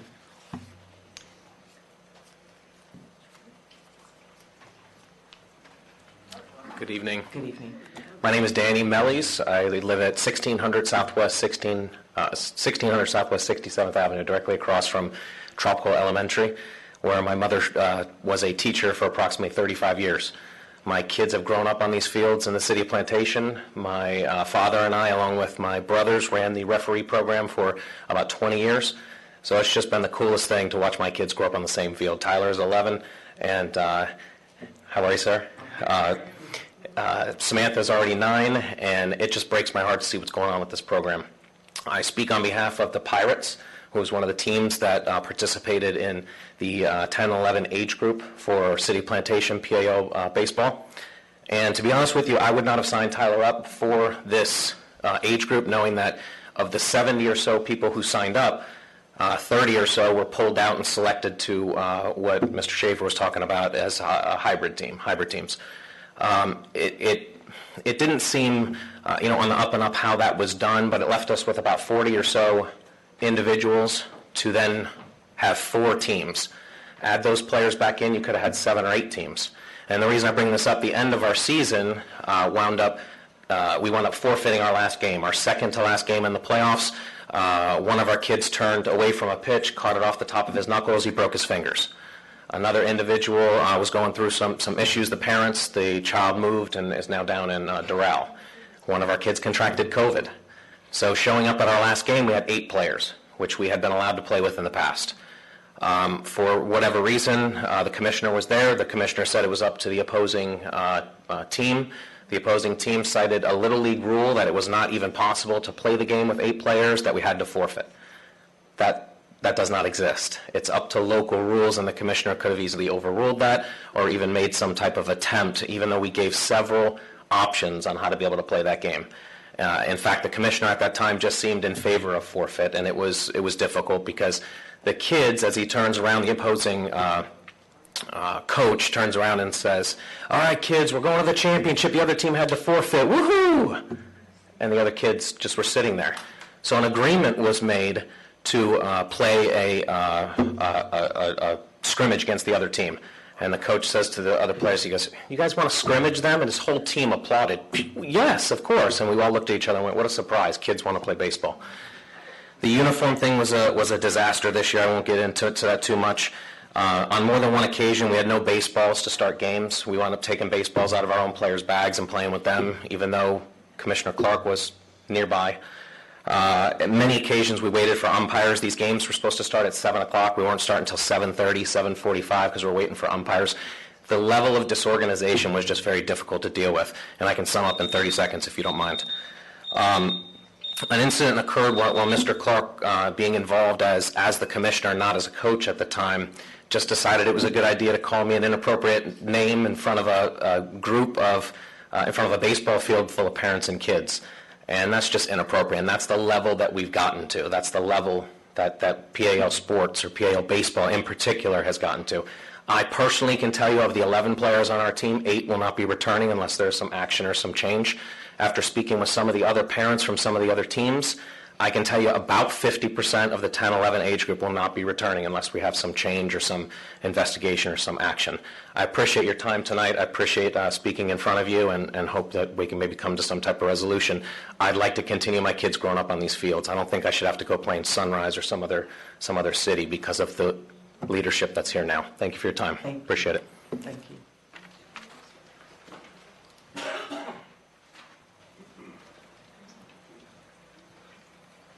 Hi, I'll be quick. My name is Lena. My address is 891 Northwest 85th Terrace, Plantation.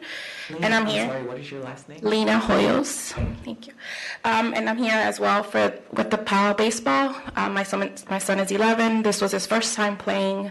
And Dave said everything that I wanted to say, but basically what I saw was a lot of bullying, and that's just something that we already have to deal with this in our schools, and to see it from a grown person and have to, have conversations with my child about a grown person bullying other people in front of you is not a conversation that I want to have or something that I want him to learn.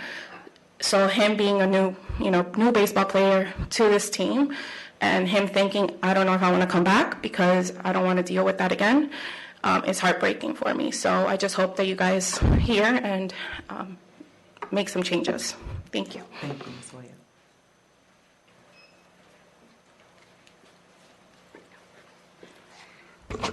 Good evening. Dr. Natalie Lynch-Welsh. I'm a 24-year resident of Plantation, the last 14 of them in Jacaranda Lakes. May I?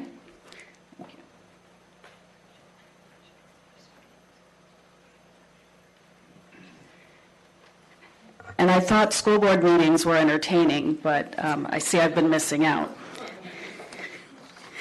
All right, so what I just shared with the City Council and the Mayor are some statistics regarding the Plantation High School zone. I did, yes? Were those papers meant to go down to the clerk?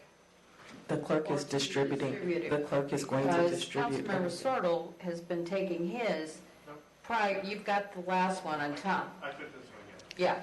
So, well, Please give it to the clerk, and the clerk will distribute all of the documents to the council members. Those are documents that I kind of produced when we talked about it beforehand, too. Thank Yeah. you. Yeah, I've done the same math that Natalie's done, basically. Oh, okay. Okay, so what I wanted to share with you was the enrollment decline that has occurred at some of the schools. The good news, Peters Elementary and Mirror Lake are pretty much holding steady. They're currently at 96.3 and 87.9% enrollment, respectively. The school district will, at less than 70% enrollment, start looking to consolidate, or not that they've done this in the 10 years I've been involved with them, but they start looking at it in terms of a possibility once schools reach less than 70%.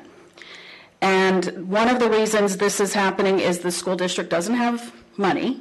There was an $800 million bond, which was not enough to do $800 million worth of work. And there's excess capacity, not just at schools, but we recently found out that there are 285,000 square feet over in administrative space. So that means that they need to reduce that square footage. And one way to do that is to sell it, close it, and then repurpose school space, excess school space. And this has been an ongoing conversation with the school district. So unfortunately, though, when we're looking at Plantation Middle, which on paper looks like it's at 81.9%, but that's because they repurposed one of the buildings already. In reality, it's more like 49.1. So that it has been on the list multiple times. Plantation High School and Central Park have sort of an interesting relationship going where there's a correlation in terms of a downward trend between the two schools. And Central Park, which when my kids were there was over 100% enrolled, is now at 77.7% enrollment. And Plantation High at 76.1. So tonight, that presentation about the state of the market was it was worth coming just for that. I learned a lot, but they mentioned infrastructure. So as I looked at all of those apartments being proposed, I see where's the water coming from, but I go, and where, if there are kids, will they be going to school? Because if you saturate the place, you have to have a place for kids to go to school. So the focus needs to be on the sustainability of the schools and of the city. It's long-term planning, which is something the district is actually not very good at. And that is something that we're looking to have them do in the near future so that the cities are supported in terms of long-term planning and we have facilities that are safe for all of our kids and that they address these issues in a way that works for the kids in our cities and in others rather than just making sort of arbitrary decisions, which could happen, unfortunately. So I thank you for your time. I hope you'll review what I gave you and help in the coming months. We need your help to make sure that our kids in our city are advocated for. Thank you. Thank you, Dr. Walsh. One more. Real quick, I promise. Thank you. Hockey. Ice hockey, no, I'm kidding. Bart Berger, 361 Northwest 130th Avenue. Hello, everybody. I want to say that I know Nick Sortle, and I do hope you guys look into it and see what's going on. Nick's a good man. He means well. I think one of the other problems that we have is the leak that you had with the memo. I hope you guys look into that and find out where that came from as well. I got in a conversation with Red Broward, and all he did was attack. We're a community. We're supposed to support each other, help each other. I ran for mayor 4 years ago. I've been lied to my face during that conversation by people. I've been attacked by people with things that were not true, how to defend myself. No investigation, nothing. Nick works hard. He cares about this community. And I think we should all remember that. I do hope we look into the situation of the leaked document especially. I think that's terrible what happened, and I think the mayor and everybody else is responsible for looking into that.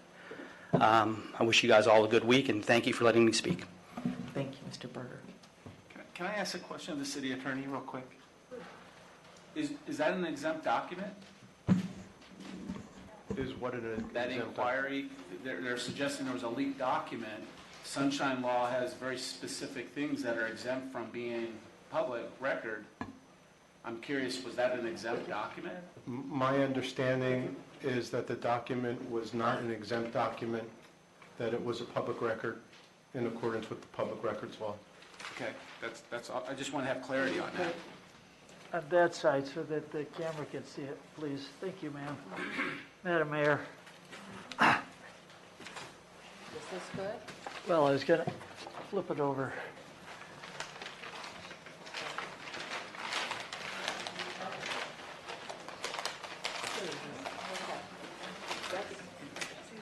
I don't know if the camera can see it.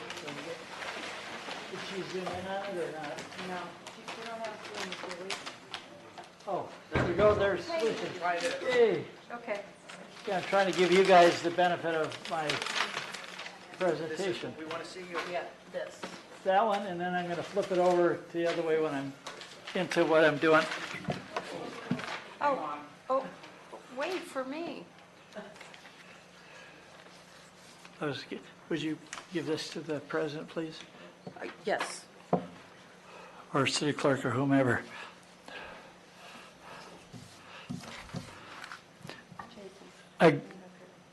Please state your name and your address. Yes, good evening, everyone.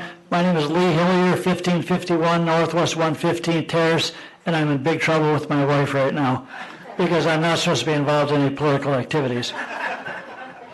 But I feel so blessed, and moreover, I feel more enthused about life because the gracious mayor sent an invitation that I could meet all of you for the dedication of Fire Station 1, and that has set me on a journey here that is rather unique. I'm running on fumes right now. I've had 10 hours of sleep since that event. I'm busy documenting for everyone's benefit to prepare for this storm season. We in Plantation Acres are particularly at risk that very few people have addressed. And that's why I'm going down memory lane. That document you have there, as you can see, this is a crumpled old presentation. Those of you who were there at the November meeting in Plantation Acres, I undusted it and brought it out for demonstration purposes. So now it's being recycled again because I'm grieved to my heart. Nonetheless, over here is in the North Acres, and this is the entirety of Plantation Acres here, and it extends from the south up to the north. This orange piece of land is the Central Acre Park that's at the intersection of 8th Street and 118th Avenue. What I'm trying to share with you all is, and this is not an ambush on the mayor in the least because you haven't seen the document, I'm asking for an emergency declaration for tree removal in order to safeguard our community. We have all of our infrastructure incorrect. 3 of them are at risk right now. We have vegetation which is going to fall down in the midst of a storm and knock out 3 pump houses in Plantation Acres. Plantation Acres along this corridor that is the other map. He was so efficient, that guy. Filmmaker's going to help you.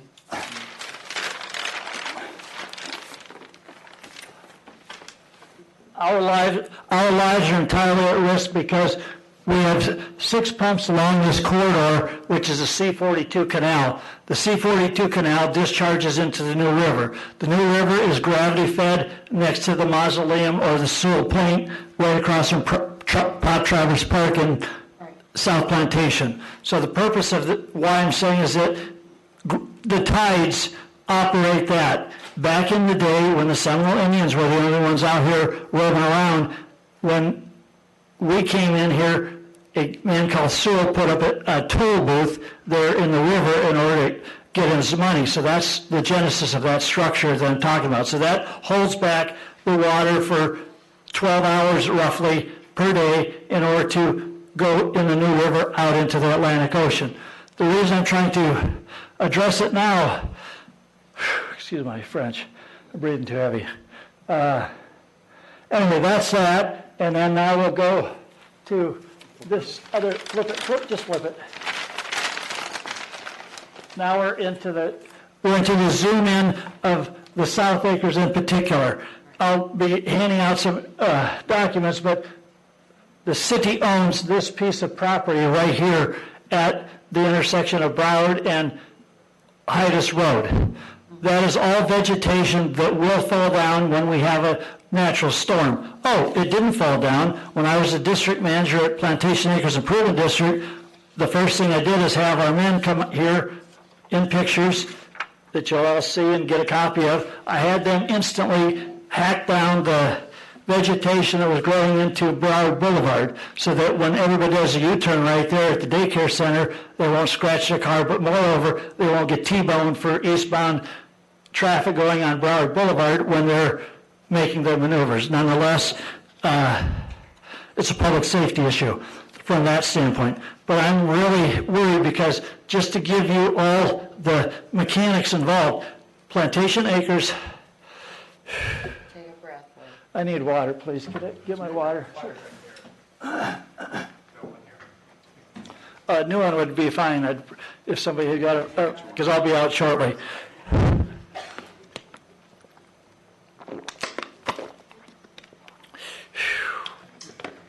Okay, so back to live action.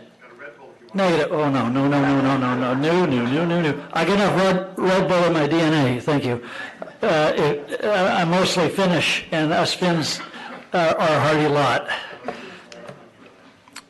We did what Ukraine has experienced in 1939, on November 30th of 1939, Stalin invaded Finland and took over most of our country, just like had already occurred in Crimea, as well as what's occurring in Ukraine. So we've had that experience, and some of my kin are from that region, but moreover, they know how to shoot quite well. So I'm very blessed in the sense that we survived Hurricane Andrew, and this is the 30th anniversary coming up shortly, so I have very good experience on how to survive. We had a red tag slapped on our house that says out in, well, I had 5 .38s and 3 Rottweilers, so we weren't going anywhere. And we had no place to go. There was no government assistance. There was no citizens insurance. Our insurance company went belly up, and we survived that. So we took all of our life savings to purchase our house here in Plantation Acres. So that then money, once we sold it, I bought a house on 4th Street here across from the Jim Ward Center that should be named the Dr. Charles Cannon Park. So that land right there, I bought a house, put my money where my mouth is, planted trees there, and on November 10th of 2017, Bring it to a close for us. I'm bringing it back circular saying, so you'll understand, most of the people don't understand how bad looting is. The reason I'm trying to come into summation with this presentation is that I was in my house after Hurricane Irma hit. That was a wimpy thing 5 years ago. That was a joke of a storm, but it did damage. That house, rental house, did get electricity restored. When I went into my house, I got mugged by squatters who were in there, and I was going to ask a public record request of the chief because I haven't been over to submit it to the police department. But the point being is that you don't know how bad life will be when a real storm hits. Thank you. Thank you. Thank you for your time. And I'll give these documents to the city clerk here. Oh, and this was this document in closing was generated by the Broward County where they did a wetlands assessment. So I'll be here next time around, but I'd like to see some action done, and not trying to pigeonhole anybody, but we need relief before the storm hits. Thank you. I'll give you a handout. Okay, thank you. That's fine, but... Mr. Corman, please. Rob Corman, 11095 White Hawk Street. I do agree with him with regards to the storm tree cutting thing. Madam Mayor, Council President, members of the City Council, thank you for the opportunity to speak tonight. When I was growing up, my parents told me that what I did was a reflection upon them. It was pounded into me that my actions had consequences and that I should act accordingly. In my professional life, there is a voice recorder that catches everything I say and do. As such, I never say anything that I cannot defend with absolute certainty. I'm also, as an employee, acutely aware of what I should and should not say to my fellow coworkers and passengers, and for that matter, anyone who might be within earshot. I'm aware that I am a reflection of those with whom I associate, and I include my fellow Plantation residents within that group. Flipping the script, I expect the same of those around me. I expect that you, as my representatives, will not do or say something that will bring shame or disrespect upon our city and, by extension, its residents and myself. You all, by nature of your positions, should always strive to be better. I made similar comments almost 2 years ago after the Zoom bomb meeting, in which a member of this council made a horribly misogynist and offensive comment when a graphic image appeared on the screen. It was inappropriate and wrong, and it reflected poorly upon us all. That incident was, regrettably, ignored for all the typical reasons of, quote, it was just a joke, quote, that's just his sense of humor, and, quote, don't be so negative. Well, here we are again. As reported by multiple sources on May 23, 2022, a memo was written that discusses this same member's misogynistic and racist comments that were uttered in the presence of one of our city employees. The member admitted, referring to, quote, how his dick gets hard, and, quote, how Plantation will never have a black mayor. I expected there to be the usual denials, and tonight we got to see it firsthand with the retreats into arguments that I didn't mean it, it wasn't intended for her, I'm not racist. Whether or not those protestations are true should not matter here. What should matter is that a member of this body, a body which has financial oversight of the employees of our city, which therefore sets up a hierarchy, uttered things that he should not have, or that he should have known were offensive and violated all kinds of HR standards of decency. I'm offended by the sheer stupidity of such language in a public setting, and I am angry that I now have to comment on it. I do so, however, because I hold you all to a higher standard as my representatives. I further need to point out that this council member claimed in the Sun Sentinel article published on June 16, 2022, that he did not say these things. And here tonight, he told us all that he said things poorly. I assume that this extends to Twitter, since the member I am speaking of just deleted his Twitter account. This account, over the past several years, has featured equivalently offensive and misogynistic content that did not speak well of him as a person, and more significantly, as a public servant. With all due respect to Reverend Cloutier and the nice woman in the green blouse who spoke this evening, the memo I mentioned earlier indicates that Jason Nunemacher verified with the council member that he did in fact say the two offensive comments in the presence of a former employee. This can only mean that the council member now considers Mr. Nunemacher to be a liar. That's quite a change from when he claimed, quote, "Jason is my guy, damn it," when the issue of council manager form of government was discussed in this chamber. His comments earlier tonight further implicate our CAO as dishonest, and the hypocrisy of this is not lost on me. I hope the same is true for you all. The existing city charter, Part 1, Section 11 says, quote, "The council may punish its own members for misconduct," end quote. This incident has brought disrespect to our city and to you all by association. The misconduct, which necessitated an HR investigation, should not be overlooked or downplayed. Thus, I am here now requesting that you, the Plantation City Council, formally censure Councilmember Nick Sorrell for actions unbecoming a council member. To let this slide would be a slap in the face of every citizen who believes that professionalism and common decency are a hallmark of public service. Thank you. Thank you, Mr. Corman. Is there anyone else that would like to speak? Anybody online? At this time, we will be closing public comments. Thank you. Mayor, you buzzed in? Did I? No, that was a long time ago. Did you? Sorry. Good? No. Okay. The consent agenda consists of items 3 through 15 and may be approved with one motion. Does any member of the council wish to pull an item?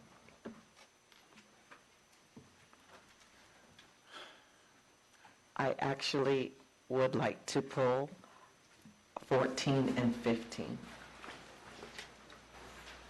Is there any member of the public that would like to pull an item? Number 6, please. Number 6, Mr. Conklin. Can I have a motion? Motion to approve the consent agenda items 3 through 15 with the exception of 14, 15, and 6. Mr. Conklin. Number 6, firefighters' medical exams. Second the motion. Oh, I'm sorry. City Clerk, please call the roll. Councilmember Horland? Yes. Councilmember Sorrell? Yes. Councilmember Andreu? Yes. Councilmember Fadgen? Yes. Thank you. Number 6. Sorry. Dennis Conklin, 4581 Northwest 6th Court. In this regard, with the firefighter medical exams, I would like to request that the medical exams include vitamin D levels and zinc levels from their blood, and also to request cardiac MRIs for every one of the firefighters that took the shot. As you know, I've been requesting that the city jump in to recover costs. It's going to impact the city and the taxpayers because of the jab, the shot, the whatever. The damage to the heart, particularly in athletes and physically fit, like military, airline pilots and stuff like that, the long-term damage to that heart isn't detectable. And a lot of it is mentioned as myocarditis. It's not myocarditis, it's myocarditis. It's the damage of the heart muscle. And pericarditis is the damage of the surrounding tissue of the heart. This stuff cannot be detected, and it goes, that's why you've seen particularly soccer players throughout the world, because there's no commercials. they play steady on. American athletes and stuff like that are not dropping dead so fast because of all the commercial breaks. It gives a chance for their body to restore to a certain level where they can maintain their life. But particularly the soccer players across the world are dropping dead. And so I think it's important to include in the medical exams for our firefighters and even for the police officers, any of the city employees that had to take the shot during the mandate until it was repealed. Get the vitamin D levels checked, the zinc levels checked in blood, but to get that cardiac MRI, particularly for those physically exerting positions. This is, again, I want to recommend looking up Dr. Naomi Wolf. And this book is a top seller. I couldn't even get it in the stores. The Bodies of Others is reporting the information that's being recovered from the documents that Pfizer tried to seal for 75 years. And this is by the medical professionals turning it over to the lawyers to recover costs due to the fraud committed by the big pharma and our actual government, the government agencies and the executive branch. So I want to encourage, as this is for the firefighters, and I'll yield back my time. Thank you, Mr. Conklin. Is there a motion for item number 6? Motion to approve? Second? It's been properly moved and seconded. Can you please call the roll, Ms. Bigelow? Councilmember Horland? Yes. Councilmember Sortel? Yes. Councilmember Andreu? Yes. Councilmember Fadgen? Yes. Thank you. Just a point of clarification, Ms. Ottimiano.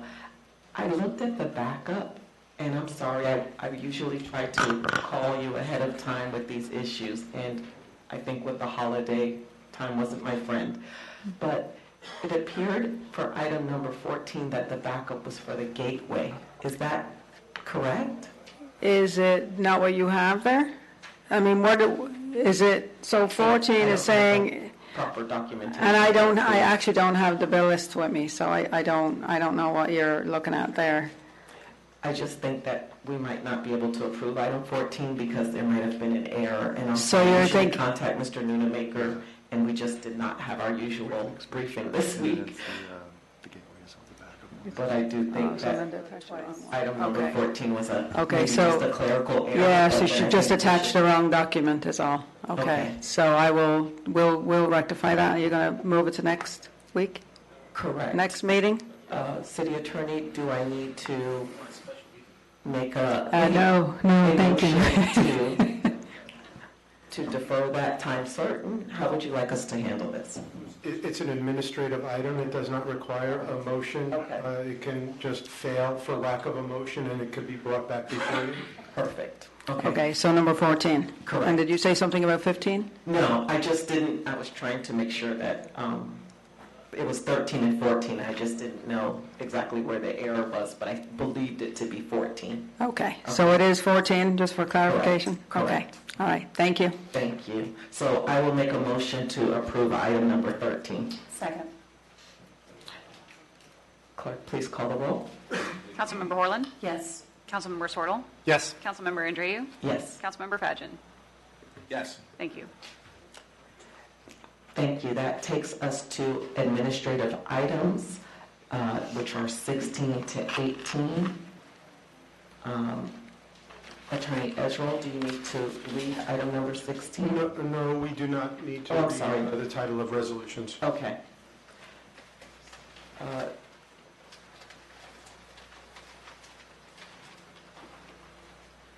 Is there anything, a presentation or for item number 16, consideration of a request to approve a proceed at risk for Brookside Lakeside Apartments?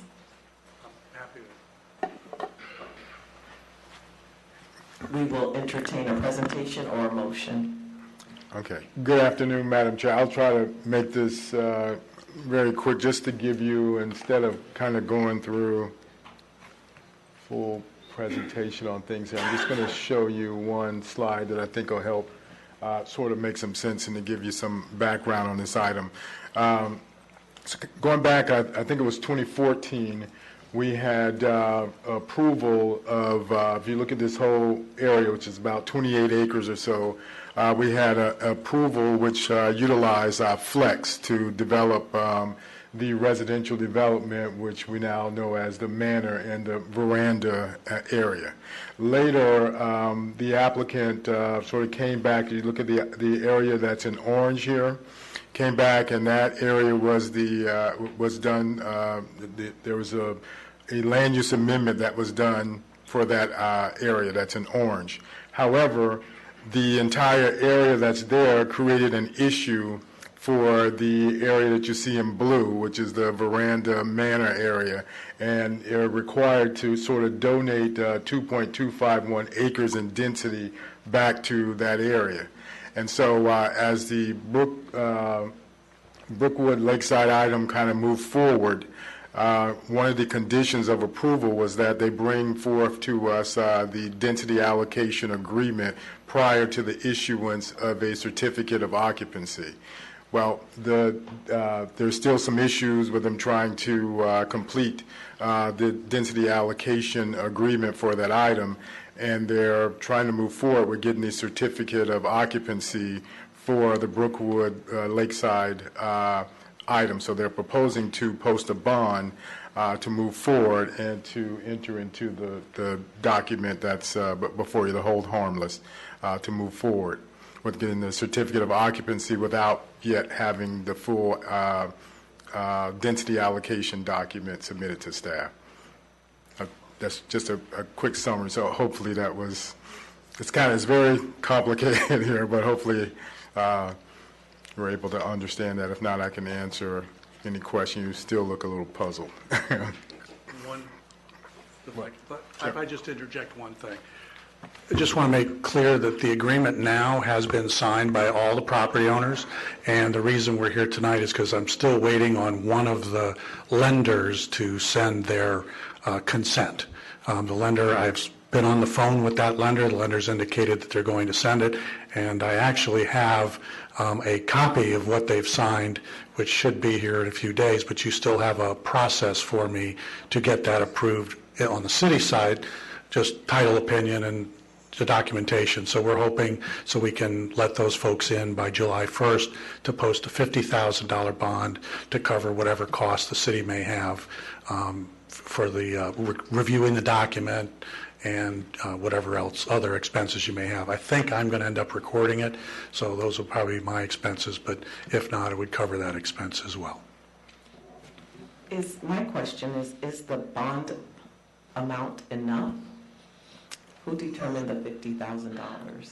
I proposed it because I thought I figured your cost would be $5,000 at the most for all of that, and wanted to put something in that was large enough that would basically catch everybody's attention and hopefully satisfy that exact question.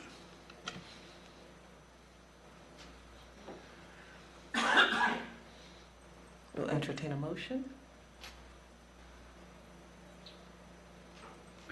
Motion to approve item 16. Second. Ms. Bigro, if you will call the roll, please. Oh, I'm sorry. Any public comment regarding item number 16 and the consideration of a request to approve a proceed at risk for Brookside Lakeside Apartments? Or online, which I can't see right now. I was looking. Nothing online. Okay. City Clerk, please call the roll. Councilmember Horland? Yes. Councilmember Sorrell? Yes. Councilmember Andreu? Yes. Councilmember Fadgen? Yes. We appreciate your time. Thank you for that. Thank you. And there's a bunch of families that'll thank you too. Item number 17, discussion to consider a request to amend the permitted use of the MPM Plantation Midtown District zoning district to allow a freestanding fast food restaurant with a single drive-through lane. Will you be doing a presentation on that as well? This is just, there's a use variance that is a part of the Pollo Comparo item that's on the agenda tonight. You may recall that whenever there's a use variance request, our code requires that we first propose to the council whether we wish to amend the code to address the nature that's creating the use variance, or whether we'd rather think it's more prudent to kind of move forward with the use variance request. Staff is recommending that we move forward with the use variance request as opposed to looking at an amendment to the code. Motion to approve item 17.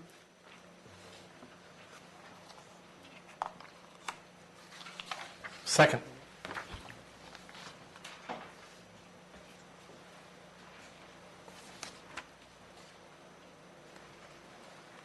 I'm sorry, for clarification, Councilmember Horland, you are motioning to amend the code? No, if you recall, Madam President, we had decided when we were going through the code changes that rather than amend the code at that time, that we would consider the fast food restaurant use as a use variance each time there was an application. So I am approving the use variance on item 17. Excuse me. But I thought item 7, go ahead, Attorney Ezra. Right, so the use variance is not before you yet. That's going to be considered as a quasi-judicial item. This is an administrative item only to decide whether or not you want to proceed to amend the code. I think the motion is to deny the request to amend the code. I apologize, I got ahead of myself. I withdraw my motion. Okay, so item number 17, and do we need to withdraw the second as well? If there's no objection, you don't need to. I will, okay. Okay, so item number 17 will fail. And we will move along to item number 18, a resolution of the City Council of the City of Plantation, Florida, approving the 2022-2025. There should be a motion to deny item number 17. Okay. Would you like to restate your motion, Councilmember Horland?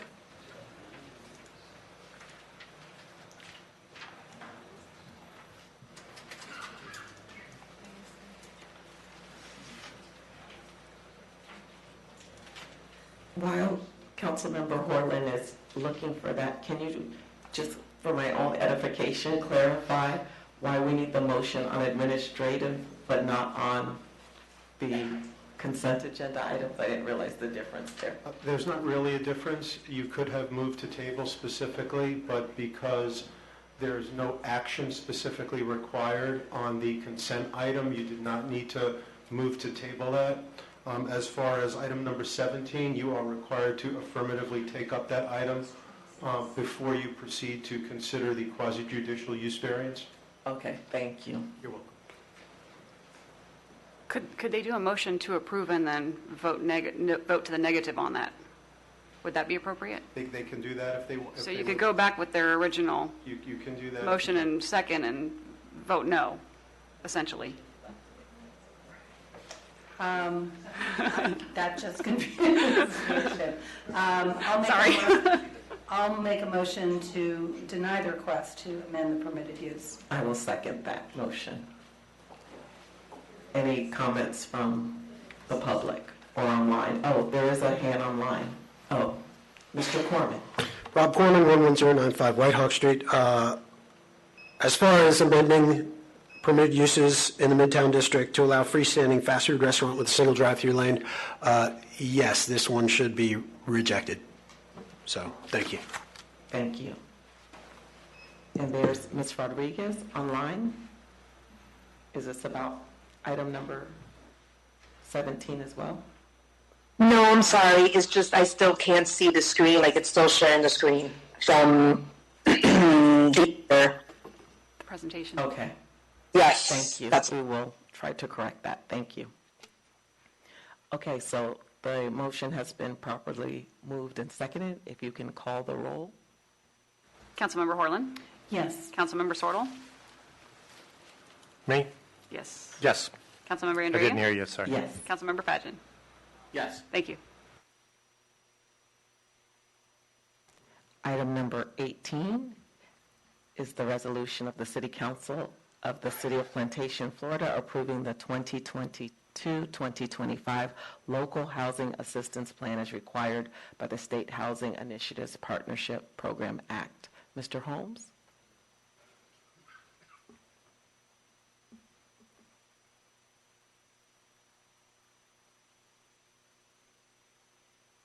Thank you, Madam Chair, members of the board. This is a resolution to approve the city's local housing action plan. The local housing action plan is mandated by the State Housing Initiative Partnership Program. So because we are a participant within the SHIP program, we're required to adopt a local housing action plan every 3 years. This plan would go from 2022, 23, 23, 24, 24, 25 budget years. And the city of Plantation is an entitlement city and therefore must adopt the local housing action plan. So we're bringing this item forward for approval tonight. We've every 3 years we've brought this item forward for approval for the local housing action plan. So I don't know if you have any questions relative to that or not. Motion to approve item 18. I do have a few questions before we actually take a vote. Did you want a second? Okay. Mr. Holmes, how many applications, how many applications are received annually?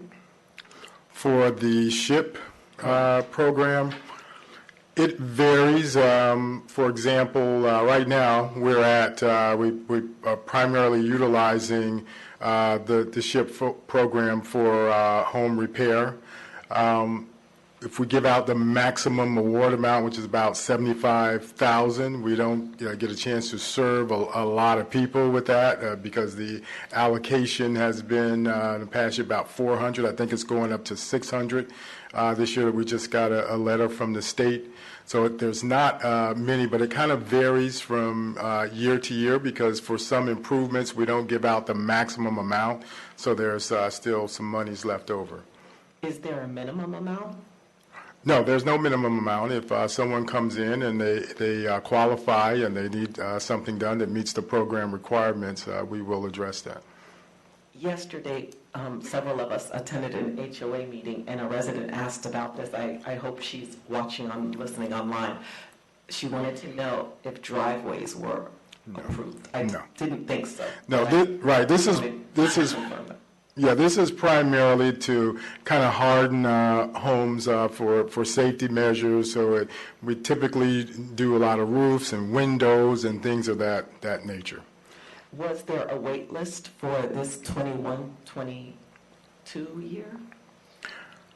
I would have to go back and look. We do occasionally get people that call a lot of times ahead of time, and we do put them on a wait list, and we notify them when the funding becomes available. I would venture to say that I'm sure there probably was a wait list because we do get calls. I would like if you could provide us all with some additional information because, again, we've had a lot of conversation recently, especially even this evening, right, about affordable housing and about this is a way I think that we could better utilize this SHIP funding. I would really love to see us do some assistance, down payment assistance with this funding, and I think that's allowable. We do down payment assistance. We have, to really look at our program, you have to look at the SHIP and the CDBG, which kind of work in tandem with one another. In addition to that, we have home funds that we get from the county as part of CDBG.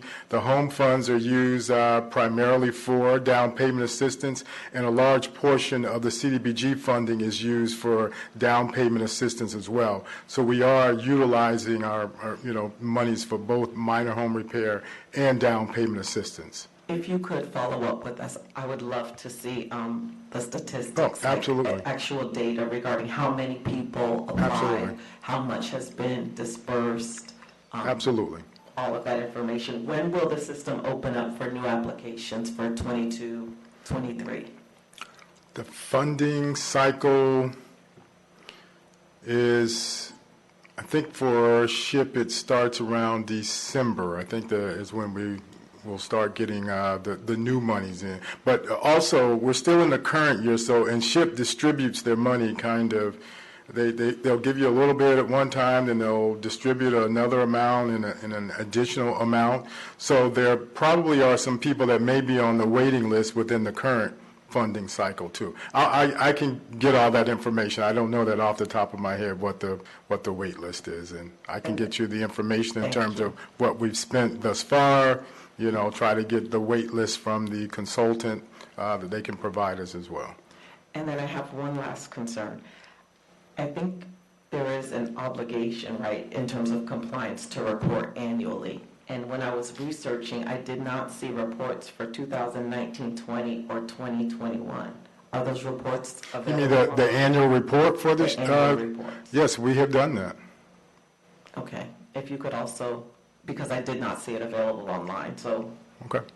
maybe we just need to post it, but I could not see it. And when will the report for 21-22 be finalized? The annual report for 21-22, is it? Let me give you the date for that, because Okay. the CDBG shipped, I have a whole chart of that stuff. All right. But also, if we didn't do the annual report, we wouldn't have gotten this year's funding. If you don't comply with the requirements of the program, they don't give you funding for the following year. Exactly why I'm asking some Right. of these questions, because I want to make sure that we don't lose out on our funding, and I want to make sure that that's forward facing. No, we just got our award letter for the upcoming year, Okay. indicating that we would be getting about $600,000. So we are. Okay. Thank you. Mhm. Any other questions? I believe it's been, any comments from the public or online? Oh, Ms. Gelfen. Don't leave, Danny. Don't leave. Okay. I just have a question, because I know years ago we had the My Safe Florida Home from the state government, and I believe that they're coming out with, change the name, but it's still going to be My Safe Florida Home. So if you wanted to put in hurricane windows and it costs you $4,000, the state would pay you $2,000 and you pay the other two. Is that similar to what the SHIP is? No. The SHIP is a grant that the city would give to eligible, pretty much low So it's to for the low moderate income. Okay, because I know, individuals. but the state is still coming out with something like that. I'm pretty sure. I'm Not the same one, but that's what they're coming out with again. Yeah, I'm not sure about that program. Oh, I gotta check. So, yeah. Okay. Thanks, Danny. Okay. Okay. City Clerk, please call the roll. Was Councilmember Fadgen? Councilmember Horland. Yes. Councilmember Sortel. Yes. Councilmember Andreu. Yes. Councilmember Pageant. Yes. Thank you. Thank you. That brings us to our legislative items. Item number 19, Attorney Ezra. Thank you. This is public hearing, second reading of an ordinance of the City of Plantation, Florida pertaining to water conservation, repealing and replacing the sections of Article 8 of Chapter 26, Water Shortage Plan, to provide an updated landscape irrigation code that achieves water conservation, and to provide an updated water shortage plan consistent with the requirements of the South Florida Water Management District, providing for the intent and purpose, providing definitions, providing for the applicability of the ordinance, providing for the declaration of water shortage or water shortage emergency, providing for variances, providing for enforcement, providing for penalties, providing for codification, conflict, severability, and an effective date. Motion to approve item 19? Second. Any comment from the public, the council? City Clerk, please call the roll. Councilmember Horland. Yes. Councilmember Sortel. Yes. Councilmember Andreu. Yes. Councilmember Pageant. Yes. Thank you. Attorney Ezra, can you please read item number 20? Yes, thank you. This is a public hearing, second reading of an ordinance of the City of Plantation, Florida pertaining to the subject of garbage and refuse, amending Chapter 10, Garbage and Refuse, to update provisions related to granting of franchise agreements for collection of construction and demolition debris, and to update provision related to recovered materials and procedures for recovered materials dealers, providing for codification, severability, conflicts, and an effective date. Motion to approve item number 20?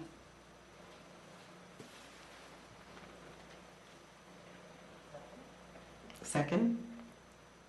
Any comments from the public or from the council? Online? Seeing none? Please call the... Councilmember Horland. Yes. Councilmember Sortel. Yes. Councilmember Andreu. Yes. Councilmember Pageant. Yes. Thank you.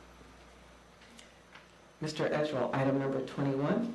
Thank you. This is a public hearing, second reading of an ordinance of the City of Plantation, Florida pertaining to the stormwater management utility fee, amending Chapter 9 floodplain and stormwater management, Article 7 entitled Stormwater Management Utility, Section 9-103 entitled Stormwater Management Utility Fee, to provide for annual adjustments to the equivalent residential unit rate by resolution, amending Section 9-104 entitled Annual Modifications and Evaluations to ensure consistency with Section 9-103, amending Section 9-105 entitled Identity of the Customer and Collection of Fees to correct lettering of subsections, providing for codification, severability, conflicts, and an effective date. Motion to approve. Second. Any comment from the public or the council? Please, Councilmember Fadgen. Samira?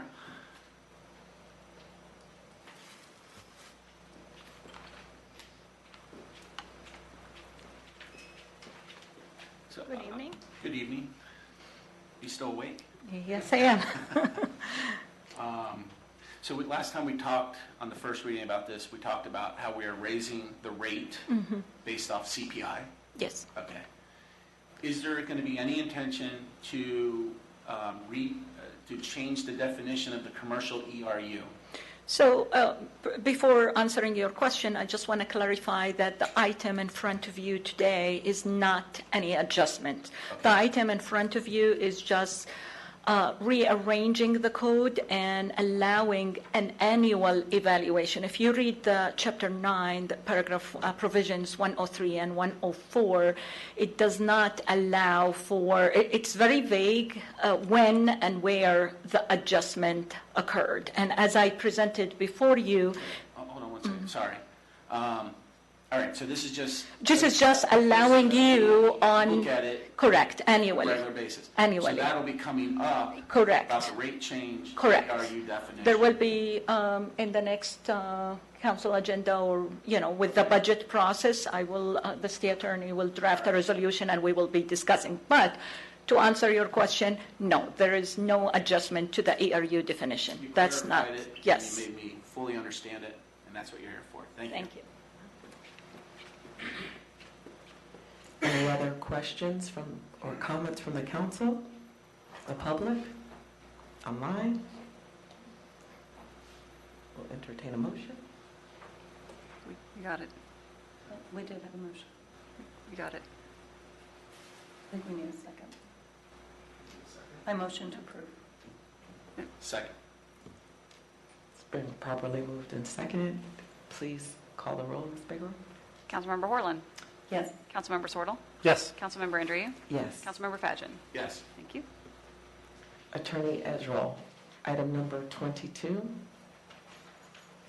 Thank you. This is public hearing, second reading of an ordinance of the City of Plantation, Florida pertaining to the subject of zoning and land development, amending Section 27-93 overlay zoning districts by creating subsection E entitled PWSDE, Plantation Walk, Shopping, Dining, and Entertainment District, amending the zoning map for the City of Plantation to delineate the PWSDE district, amending the physical and digital versions of the land development regulations and map, providing for codifications, a savings clause, conflicts, and an effective date. Motion to approve.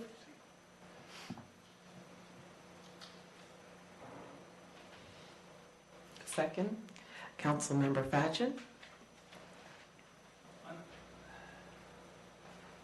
It's part G signs, number 3. One temporary sign is permitted adjacent to each University Drive entrance to the district for each recurring event. Each sign should not exceed 16 square feet area, 7 feet in height. A single sign of 24 square feet, 9 feet in length on University Drive frontage shall be permitted in lieu of 2 signs. And then item 5, or part number 5, does that define the period that they're allowed to have these signs and when they need to take them down? Section, let me grab.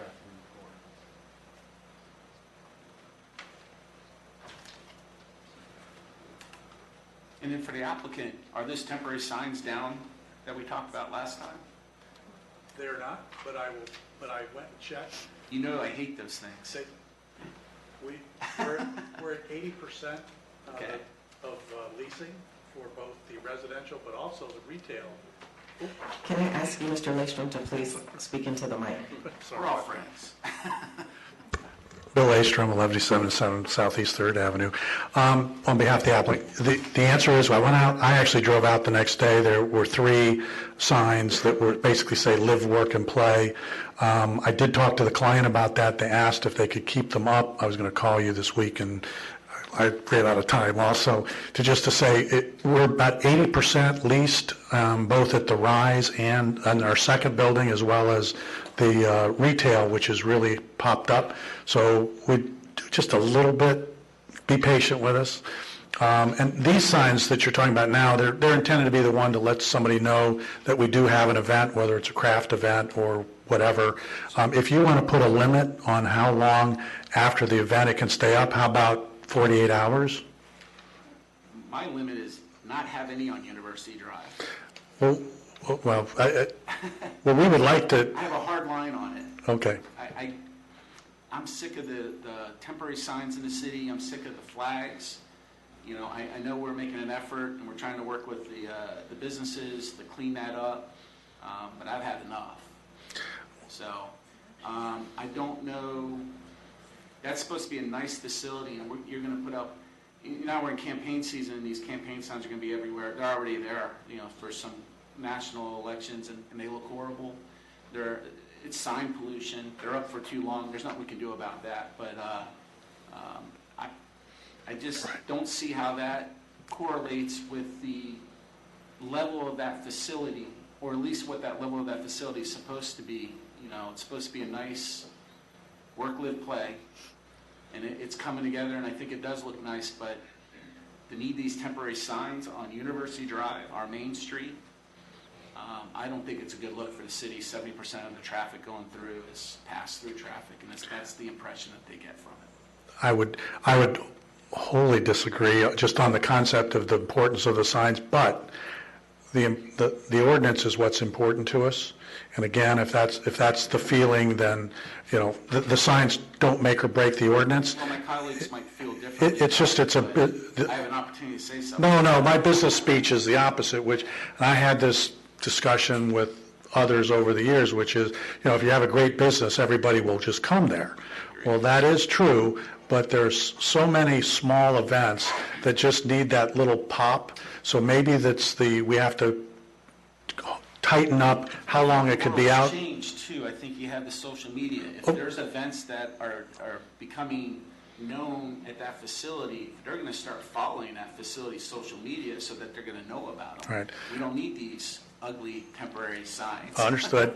And then I'd come back with, well, the Fashion Mall didn't do so. You know, I'm sorry. I live that one. But I'm just suggesting that, look, either way, the ordinance is important, and we're certainly comfortable in working with the city on the signs. I'd be happy to hear what the other council members have to think about it.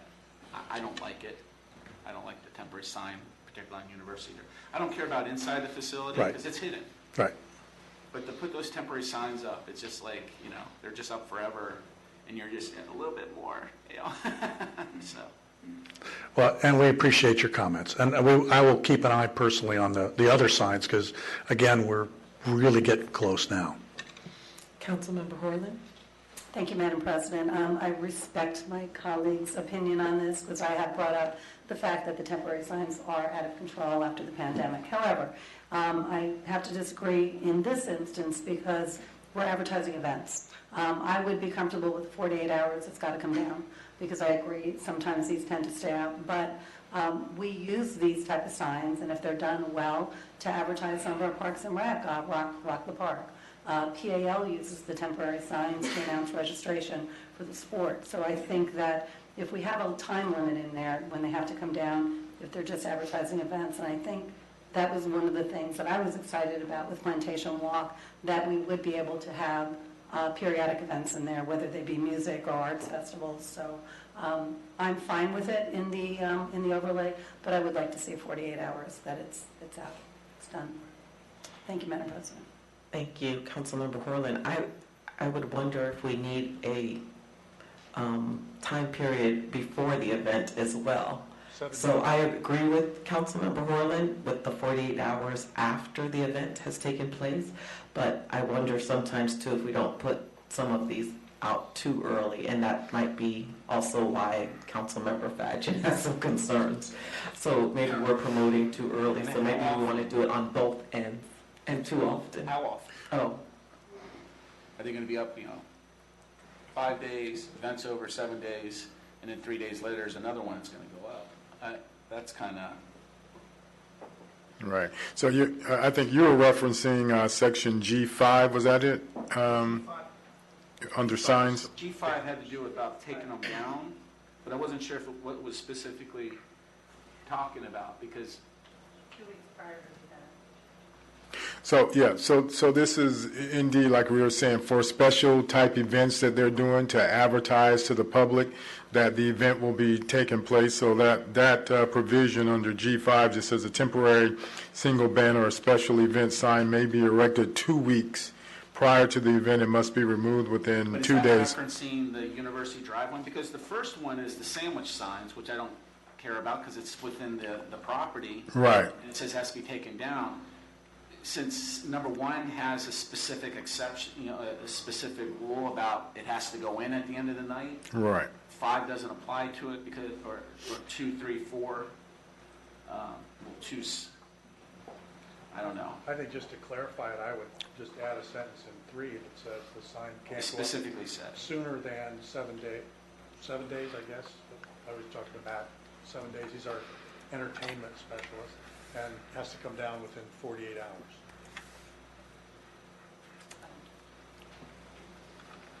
Right, similar to 5, Yeah. the provision of 5. Just a little shorter.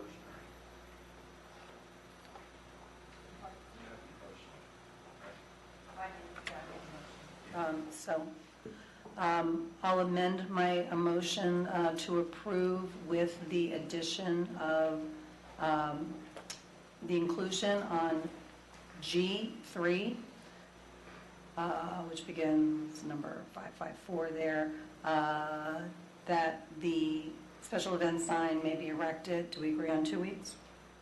I think so. 2 weeks prior to the event, must be removed 2 days after the event, essentially what it says in 5. So you're okay with the 2 weeks? I am, for a special event, I am. And are you going to add that Now you're pushing the luck. before? 4 is, Yeah. isn't 4 like, Well, you can have a single big banner. banner instead of the 2 signs on University Drive, so they kind of go hand in hand. But that doesn't talk about the time frame. Well, none of them talk about the time frame. We're adding it to. Well, 5. I think the same line needs to go on 4. In your Temporary amendment. sign, a single sign. Well, Because if you're doing 4, you're not doing 3. I was just trying to think of how we could do this and make it easier rather than, I'm fine with that. We could just, we could basically, you're repeating what it says in line 5 and adding that to 3 and 4. Which is fine with us. I think that Attorney Ezra might have an easier way to simplify that. If I understand, what Uh-huh. you're talking about is you're referring to the signs under subparagraph G3 and G4, and I think you want the temporal restriction that's in 5 to apply to both? Correct. Could we just address that in 5? Yes, that's what I would Okay, do. so we It would just make- address it in 5, correct. Okay, so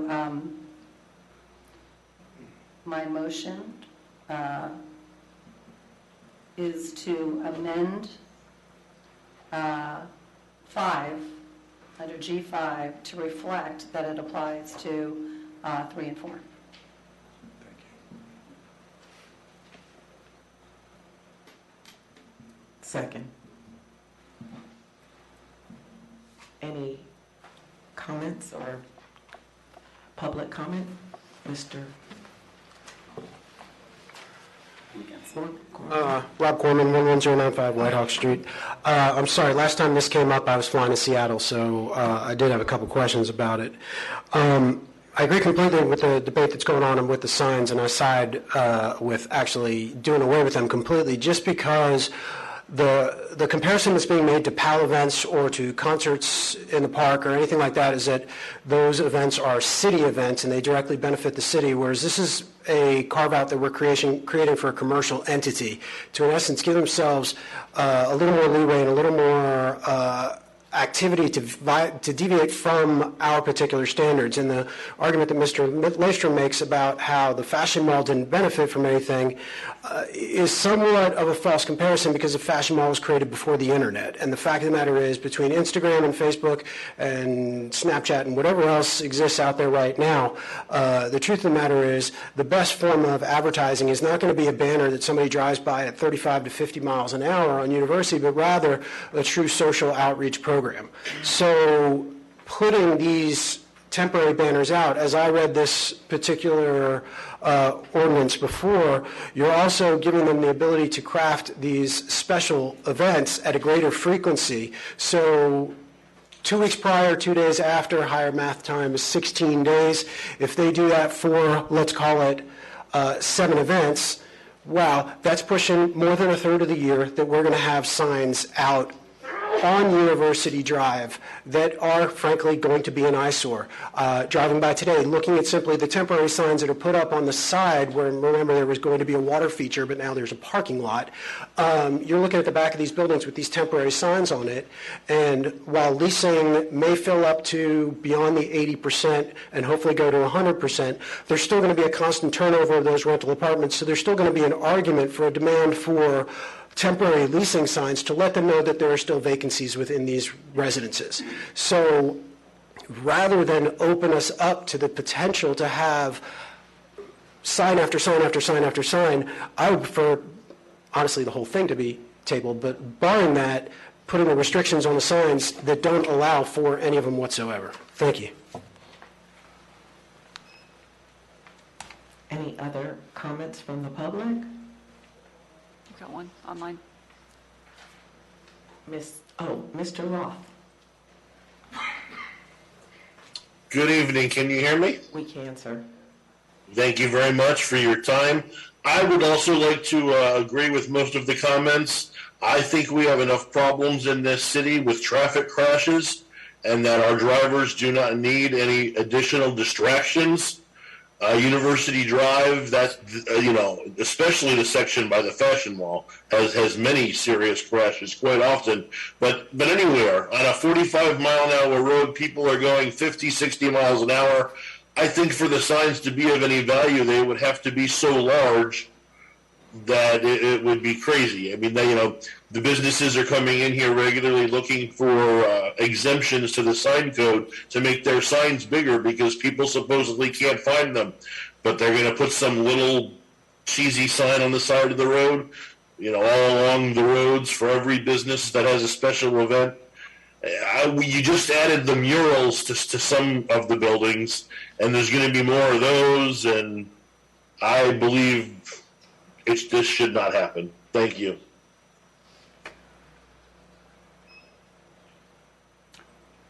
My only response briefly is this is intended to be an If you can speak into the mic. This is intended to be an active part of the city where hopefully we'll have and encourage events regardless of whether they're at our property or at somebody else's property.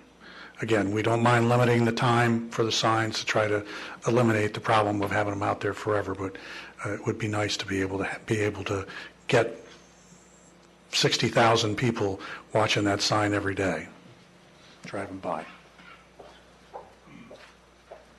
Thank you. Any other comments? Questions? Hearing none. Ms. Bigelow, if you can please call the roll. Councilmember Horland? Yes. Councilmember Sorrell? Yes. Councilmember Andreu? Yes. Councilmember Pageant? No. We appreciate your time. Thank you.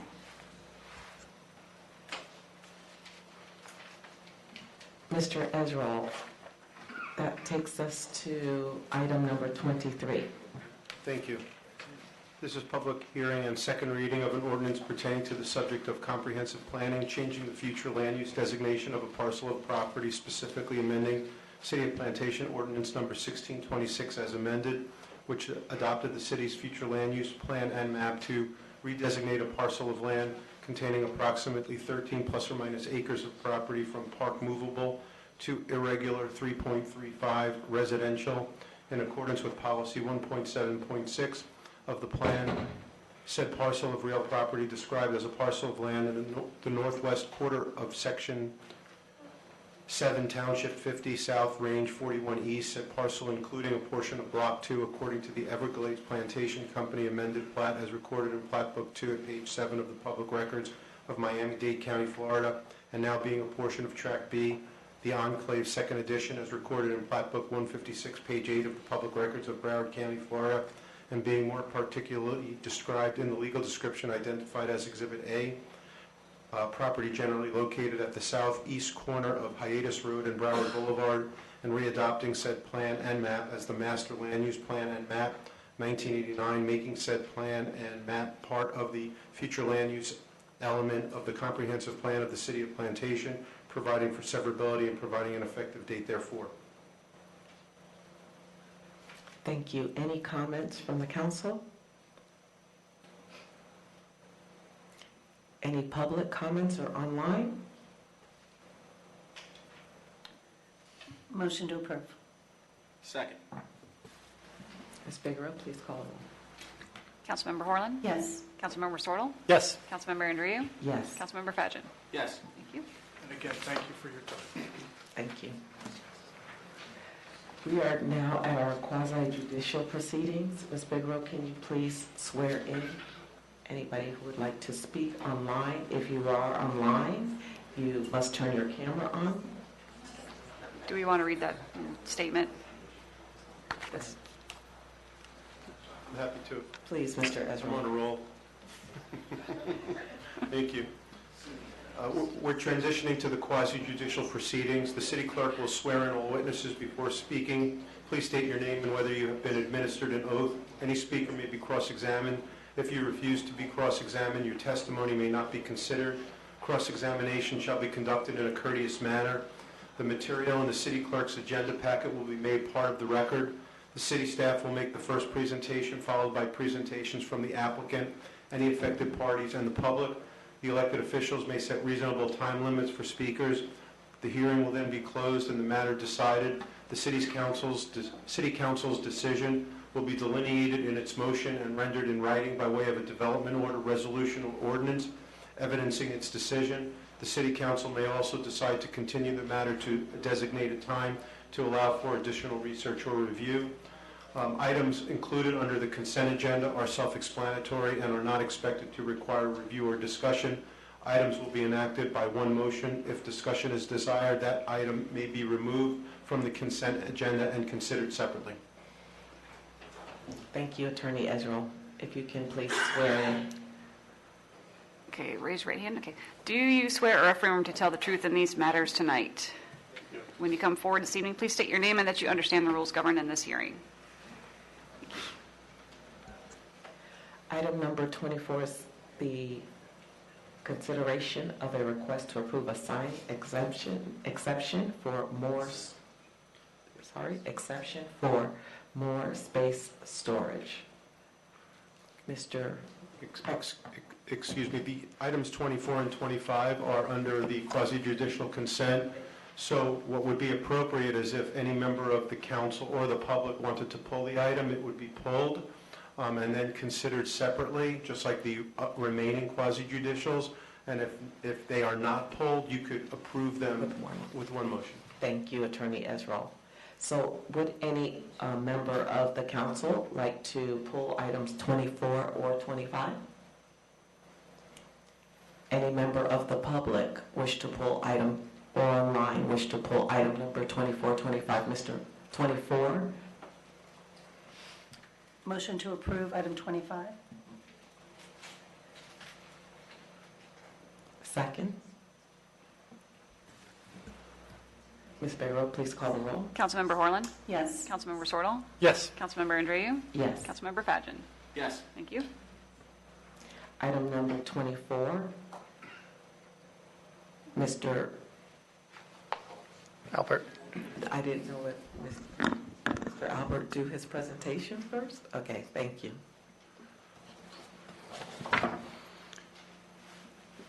Good evening, Madam Mayor, council members, city attorney, city clerk, and the public. Michael Albert, Assistant Director. So the subject property is located at 125th Avenue.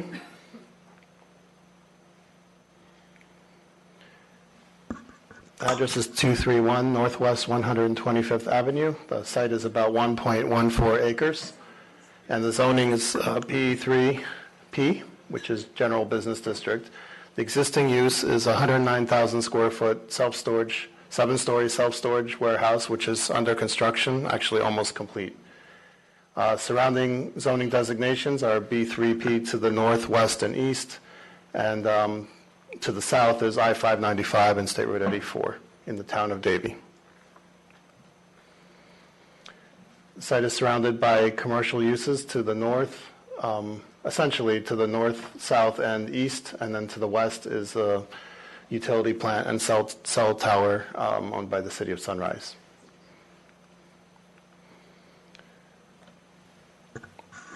So the code allows properties such as this to have one 48 square foot monument sign and one 100 square foot sign on the wall, and then the second one at 50 square feet. The applicant is asking to have two 187.25 square foot signs. Some of the considerations for a special exception, there's several criteria, but the main ones in this case would be any special conditions, and whether it would deprive the owner of a right. So this is what the signs look like, and here's the request to have both signs at 187.25 square feet. And this is a rendering showing the elevation that faces south and the one that faces southeast for the traffic along the highway. Another rendering of the south facade. Staff recommends approval. Thank you, Mr. Albert. Councilmember Sordo? Thank you, Councilmember Andrew. There's one spot as I'm reading through the backup that bothers me, and that is under for project analysis number 2. It says that a literal, y'all with me? Can we all go there? Look under project analysis, criteria and findings. And then number 2, in bold, it says, a literal interpretation of this provision of this chapter would deprive the applicant of rights commonly enjoyed by other property of land, structures, or whatever. So does that mean if we don't say yes, are we looking at some kind of legal challenge? Because I would prefer to say no to this thing. I think it's too big. But if I read this in number 2, it's almost like a legal threat saying, if you don't do this, you're depriving them of something. Anybody have any comments or thoughts? I don't recall seeing that either in previous You see what I'm talking about? items that Rob, is that what you're on too or not? Or are you on something else? It's actually showing up on the screen on the bottom, number 2. But yeah, Is that something that is that something that basically forces us to say yes? It does not. Okay. It does not. Okay. Is that language new? Because we This is criteria that was adopted in March of 2021 in the code update. Yeah. I'm going to sit back and listen to everybody else.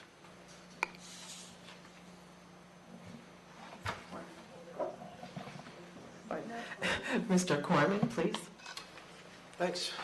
Rob Corman, 11095 White Hawk Street. With regards to number 2, it speaks to part of the issue that I have with this. Again, we've granted several sign exemptions. You've seen me up here pushing back against them. The most recent one that I can recall was the Modera property, which oddly enough, I don't see that sign up anymore, so I don't know if they sold it, whatever it is. But point being, we have a code for a reason, and that reason is to control, really objectively, call it the gaudy portions of architecture, which is the branding of that building. This particular one that has the green and the red lettering on it and is very large, they want the exemption because of where it's located, in particular along 595, so that as you're driving by and you see a giant building like that, you realize that this is a storage facility and not something else.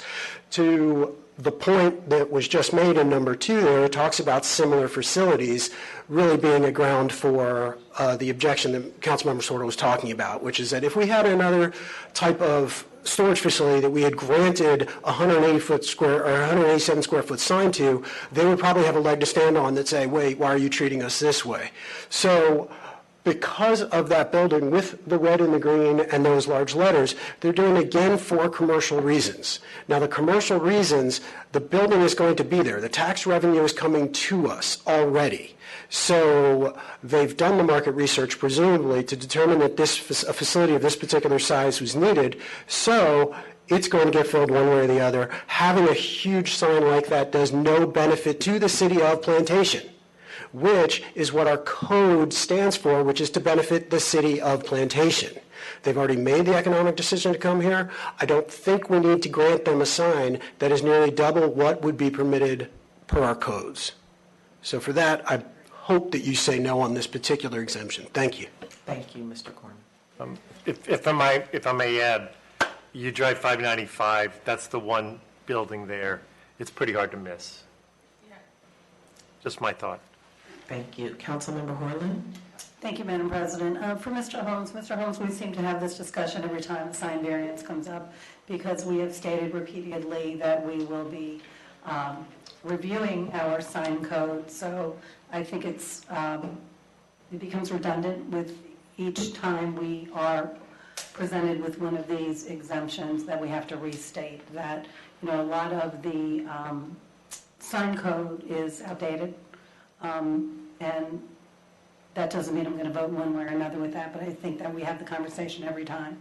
So my question to you is, before we proceed with the vote on this, is this something that when we are looking at the sign code, would you have made any adjustments to the code when you're looking at this type of building? A lot of codes, just as an example, sometimes when you have a multi-story building, which is a little higher, there are many codes that will allot some additional square footage based upon that height. So there is some rationale behind considering it slightly larger as you get higher and higher up right. So the question is, what do we think between what our sign currently allows at 100 square feet and what their request at 187? We'd have to figure out what we think is an appropriate, sort of middle ground. I think that as we look to amend our code, these are some of the provisions that we need to think about. Some other codes, for example, if a building sits very far back from the street, sometimes you will allot some additional square footage as well. So those are some of the things that we'll have to take a look at as part of some of the amendments that we consider with the code as well. Thank you for that explanation. And I think that is my concern is proportionality on some of these buildings. What I would be willing to do here is I disagree with the 187, and I do think that it is, while the 100 looks a little bit small, what I would be willing to grant is 100 on either side, so it's in proportion. Because I do think if you go to the 100 and have a smaller sign on the other side, it looks disproportionate on this building. So, thank you for that.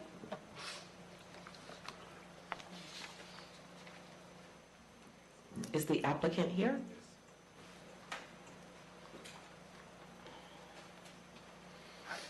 Hi. Arthur Adams, 5930 Buchanan Street, Hollywood, Florida.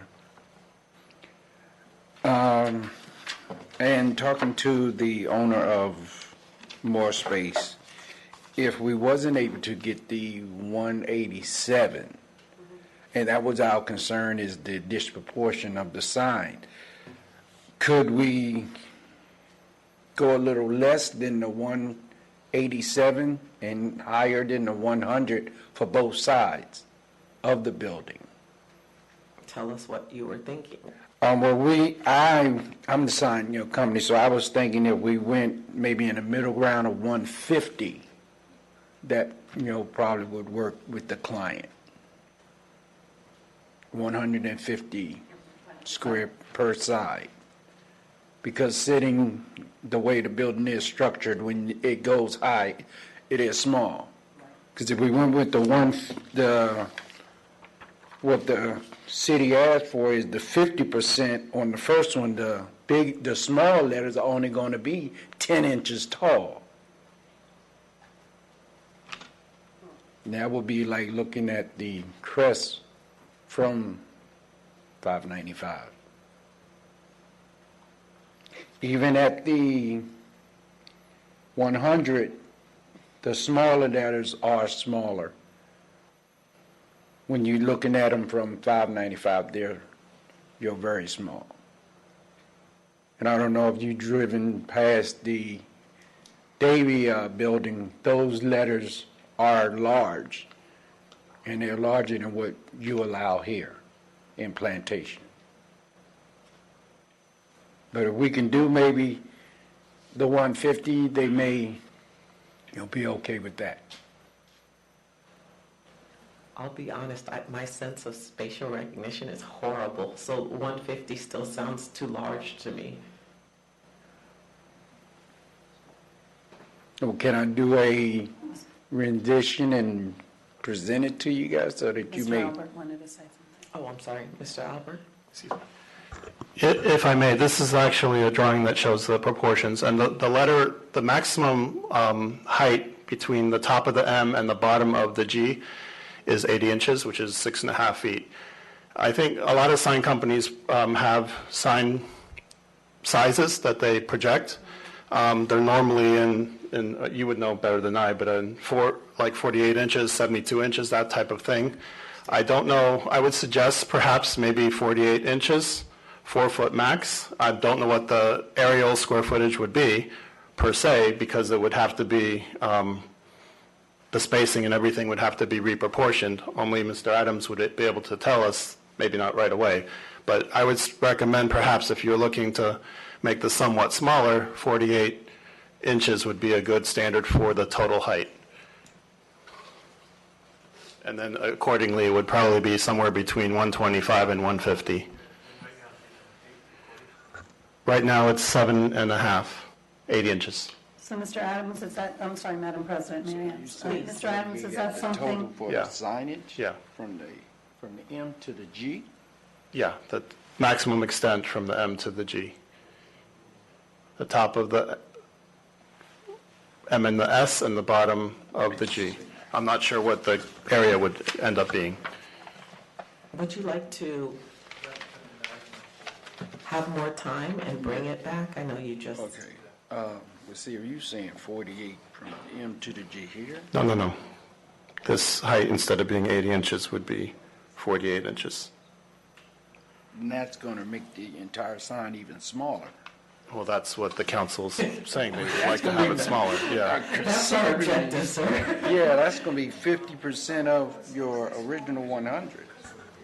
No, it would be more than 100.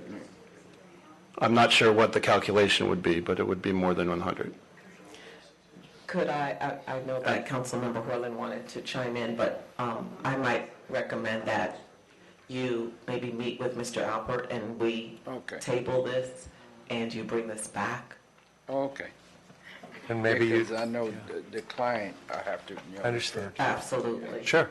So we actually have to do a motion to postpone a date certain. Yes, you would move to table to a time certain. Can I have a motion to? What time period would you like? Tomorrow. We could do our next council meeting in July, which I believe is July 20th? Yes. July 20th. And that's why we pushed on this one, because we're trying to get this done so we can go into manufacturing. But if we have to do that, we have to do it. Okay, so motion to postpone until July 20th council meeting. Okay. Second. Can you please call the roll? Councilmember Horland?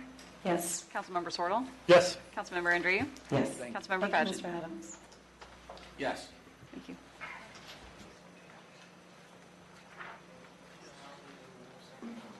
We are at item number 26. Mr. Alpert, you'll be doing that presentation for Pollo Campero? Yes, and actually it's 26 and 27, Okay. joint We'll take them presentation. together, thank you. Thank you. The property is located at 8200 Broward Boulevard. The request is to construct a freestanding 2,654 square foot. If we can just have some decorum there's a lot of outside chatter, and so we want to make Okay. sure that we all hear and can ask and answer accordingly. Thank you. Sure. The request is to construct a freestanding 2,654 square foot fast food restaurant adjacent to an existing grocery store, which is the Aldi's. So the applications include a site plan amendment, a use variance, one zoning waiver, and 2 landscape waivers. The subject site is 2.78 acres. It is zoned Plantation Midtown, and it's developed already with a 22,245 square foot grocery store. The property is bound by Broward Boulevard to the north and the old Plantation Water Control District Canal, and then commercial leases are surrounding it to the southeast and west. On December 12, 2018, the City Council approved a site plan and landscape plan for Aldi and SunTrust Bank to construct a 25,745 square foot multi-tenant building, and that included the Aldi grocery store and a 3,500 SunTrust Bank with a drive-through. However, the SunTrust Bank did not move forward, so that pad is vacant. This is an aerial view of the site. It includes both parcels, including the one that's narrower next to the large grocery store. So here is the approved site plan. All these being in blue and the SunTrust Bank in orange. And that's a rendering of what that looked like. The proposed site plan amendment now has, instead of the SunTrust Bank that was attached to the grocery store, we have a proposal for a Pollo Campero fast food restaurant with a drive-through in between the buildings, which is highlighted in the red over here. Here is the landscape plan, and I just wanted to show you the direction of the drive-through would be like that. And then the building itself, the customer service area is here, the drive-through window being here, the kitchen, and the trash area in the back. Actually, north in this sense is where the customer service area is. This is the proposed architectural design, and each of the facades. This is the one facing Broward Boulevard, the one facing eastbound traffic on Broward Boulevard, the south elevation, and then the east elevation, which would actually be somewhat separated from the Aldi's grocery store. There's one zoning waiver with regard to parking. With both the grocery store and the fast food restaurant, 126 spaces are required. This site plan accommodates 98 spaces. So they're asking for a waiver from 28 parking spaces.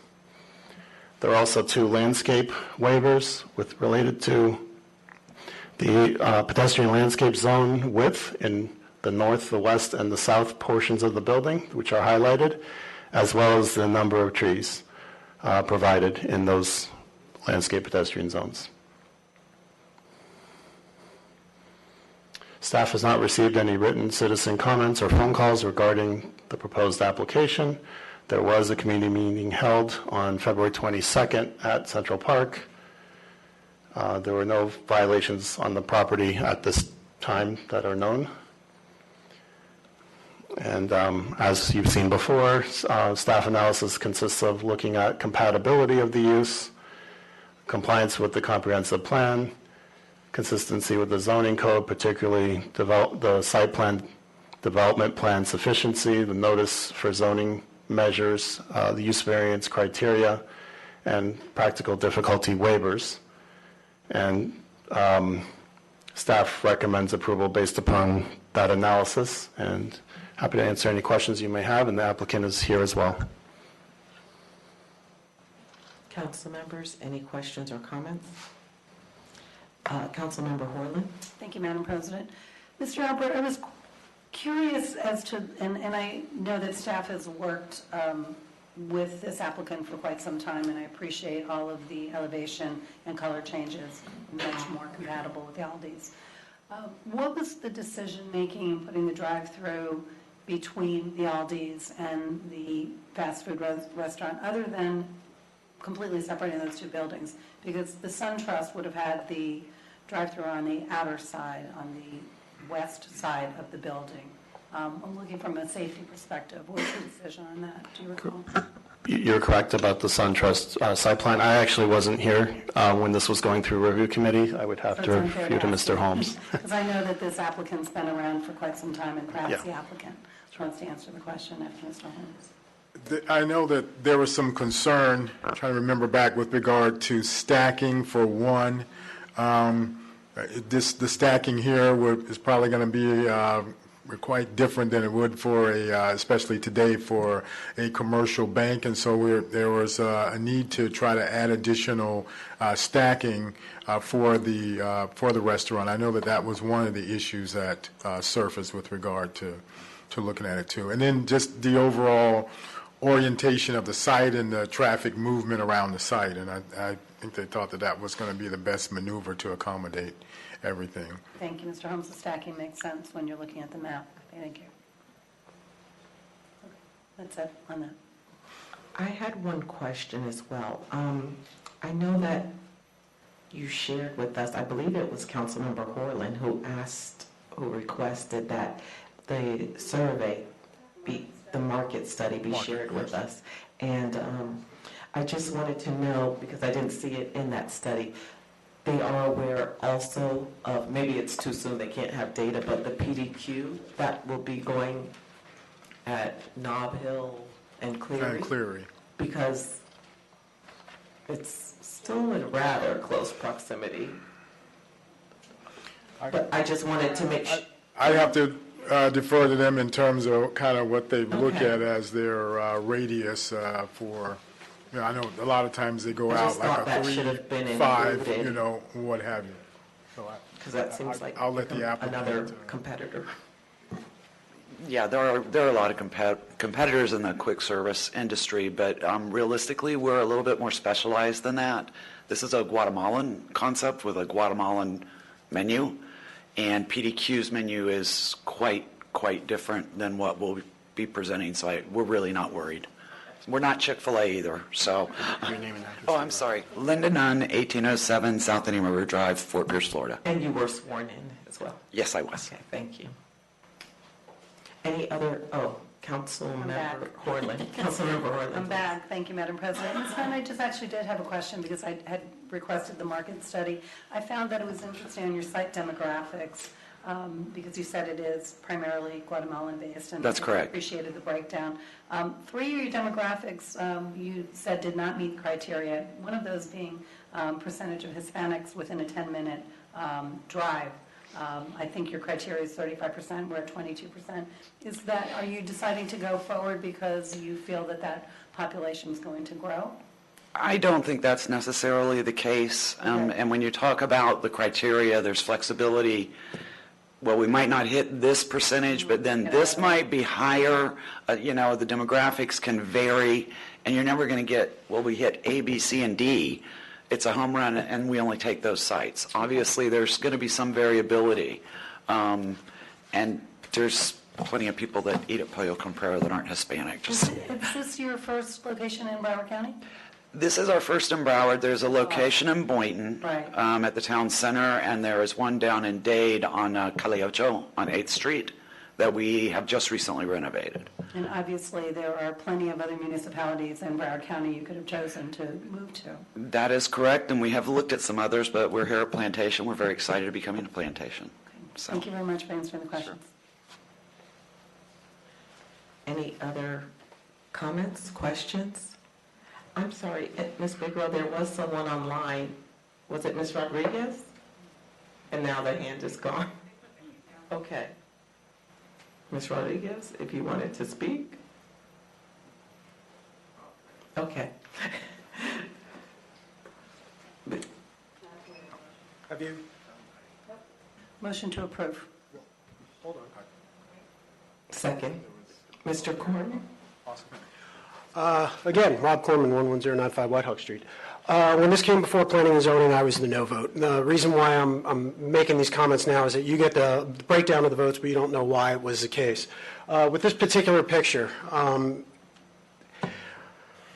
we're looking for a use variance within Plantation Midtown. Midtown was designed to be a walkable community. That's why we only have, to my recollection, only one fast food restaurant located within Midtown that has a drive-through, and that's the McDonald's. It's almost on 595 in University. So, okay, Taco Bell and KFC. Okay. Okay, so apparently we have a bunch of them. I guess I need to get around. I see how it is. But with regards to this particular one, if you look at the red lane, the traffic that's going in there, the traffic lane stops right before basically the walkway that parallels Broward Boulevard in front of the Aldi.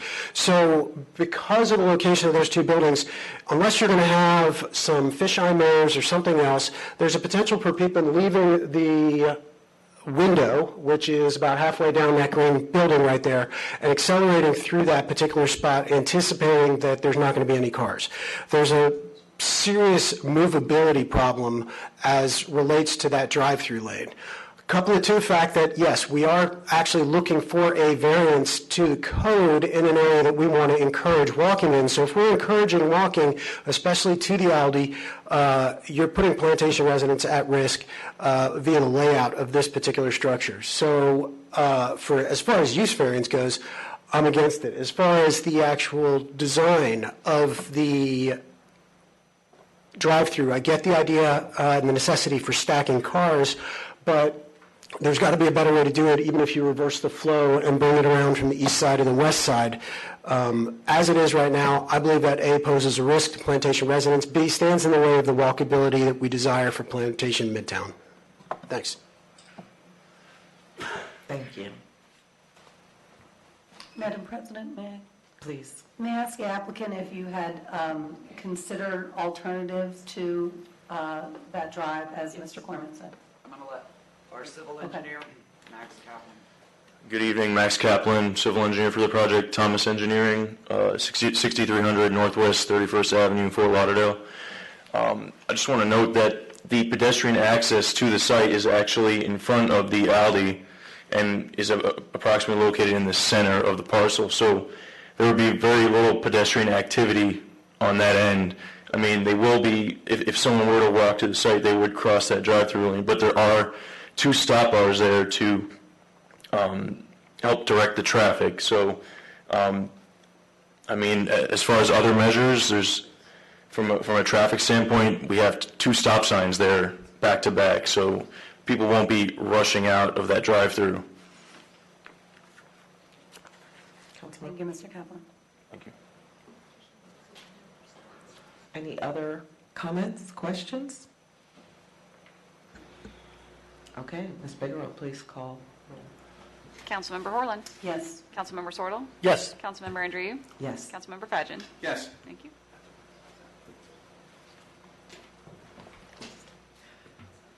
Motion approved 27. Second?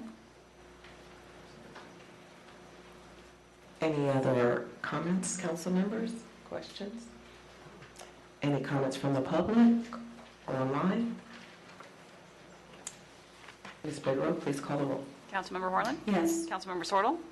Yes. Councilmember Andreu? Yes. Councilmember Fadgen? Yes. Thank you. Thank you. That takes us to comments by council members, and we will start with the mayor.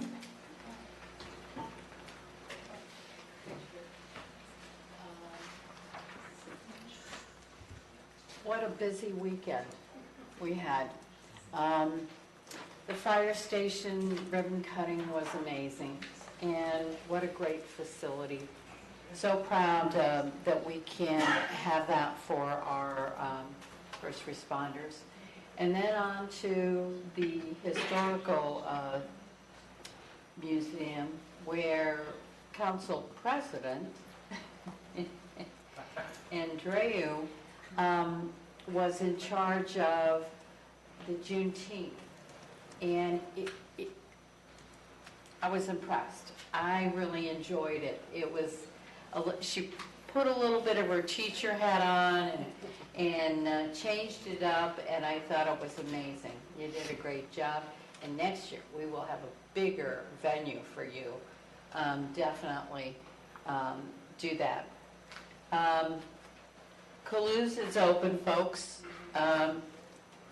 And then this weekend, UFC Fit opens at noon on Saturday. A couple of us will be attending a funeral for a Park East resident that's always been a ray of sunshine. Ralph was great. And of course, our 4th of July event is coming up, which is exciting, a day full of fun and everything. So I hope you all, is the Fuzz playing at all that day? Yeah, they're in the back saying yes. That's our police and a few employees, and it's called the Fuzz. And they actually are pretty good. So they will be there. Anybody else important, Phil? A lot of people. That was too open-ended. That wasn't the right question. So, anyway, I know it's hot, so be safe out there and wear your hat on 4th of July. As some of us get older, we get a little less and less. Right, Nick? Oh, my gosh. A tip for everybody, if you're going to be standing outside at 9 a.m., don't go for a run at 7:30 and think you're going to cool down that quickly. That shirt was pretty soaked, wasn't it? Yeah. Well, I was afraid. No, it was just, quite honestly. yeah. Yeah. Maybe if I'd ran faster, I'd have been done quicker. No. So, thank you. Thank you very much, everybody. Councilmember Fashion? Mayor took a lot of my thunder. I'll hit those shortly. So we're officially in political or election season. Qualifying ended last week. I'd like to wish all the candidates, incumbents, and newcomers luck and hard work. It's very gratifying and satisfying, but it's mentally draining, and you're what's the word? There's going to be tension, so try to keep your cool, be civil with each other, as one of our residents said earlier. From a city perspective, we've had a couple elected officials from other cities come to our events, come to our council meetings, and we've acknowledged their presence, but we've also acknowledged their candidacy for their new offices that they're pursuing. I think it would be best if we do not acknowledge their offices that they're going to be running for, and also not acknowledge candidates, what offices they're running for. That's their job. I think people will know, let them get their early network with the people there, but I don't want to be in a position of us where people feel like there's a favorite from the city perspective. So let's just keep that in mind when we're at these events and talk to them outside of the public eye, and and introduce them to people if they want, but not when we're with the megaphone. Can't campaign on the city property, but it happens. So don't be explicit. The fire station opening was a fantastic event. I was honored to be there. I got it. No, you just be quiet. So that was an amazing event. A tradition, I believe, the what happened, so that was fantastic. My compliments to council member, or council president, Andreo. That, the Juneteenth event was entertaining, it was fun, it wasn't a lecture. She's gonna have to top herself next year. But someone needs to tell Congressman Wasserman Schultz to, throw the towel, throw it in a little bit. She was going too fast, and she actually won. So, no, it was very entertaining, and I felt really good after leaving. So, great job. The gun range this morning, because the mayor forgot. That was a fantastic event. It's an amazing facility. There was a demonstration by one of our SWAT officers. Chavez was his first name? Yes, sir. I can't remember his last name, but wow, what a marksman. Chavez Grant. Chavez Grant, yes. Amazing. Just, I just point and shoot and hope to hit something, but just totally impressive. 4th of July parade, hope everyone comes out. I'm going to have a lot of candy. I don't run out at the end like some other people, but sunscreen, and then come out to the fireworks and be safe. And I guess we're off basically for a month, so enjoy our time away from us. So, thank you. Thank you, Madam President. I'm going to sound like redundant here, but talking about the bond projects. I just want to acknowledge, because this weekend was wonderful and the gun range today, I want to thank the previous council and the previous mayor. Mayor Stoner was part of that council. It takes a lot of courage to sit up here and ask the residents to approve a $60 million bond. But the results of these projects and that money, the infrastructure that it's building, benefits the residents for years to come. And, while we don't, always acknowledge the paving that Public Works does or the engineering projects, it's these big ribbon cuttings that gets the attention, and it's exciting. But really what that bond has been able to do for the city, I really appreciate the past administration, the past council, and what you did. And we're getting to, see it all come to fruition, and it's been wonderful. And I want to mention Juneteenth as well, because I think we all had, there was a lot of knowledge that was given. I think it was a wonderful celebration. I'm looking forward to seeing it grow. And coming on the heels of that, I'd like to ask the council tonight, I made a couple of notes here because I had to go back and look at the date. Last year, back on the November 3rd council meeting, Councilmember Andrew Drew had asked us to consider making Juneteenth a holiday. Well, it's a federal holiday, but a holiday in the city of Plantation. And at that meeting, we had asked Ms. Otognano and Dr. Edsel come up and asked about the cost. And basically what we had come to the conclusion on, that really the only cost would be in the overtime for the police department. We didn't discuss rescue, but I would assume that it would be the same. And unfortunately, we did not get that information. We had a vote, and then there was a veto, so we didn't even have the benefit of having those numbers to make that decision. So out of respect for what you had asked last year, and out of the wonderful celebration that we had on Saturday, Mayor, I'd like to ask the council members tonight if we could have a consensus and a vote on that consensus to ask HR and Finance to bring those numbers back to us so we can reconsider that as we go forward with the calendar for next year. So I'd like to get a consensus to have them give us those numbers so we can make an informed decision. You don't need that consensus because it's already in process. Okay, so we're going to go forth, or we're going to get the numbers? You'll get all the numbers and the list of all. I'm sorry, Mayor, can you speak into the mic so it's on the record? You'll get the numbers for everything, and the current list of our holidays. And I want you to think as you go forward and how we structure those holidays. So are we adding the holiday, or and taking away the floating holiday, which was for the Jewish holiday, because I want to keep the city open? Right.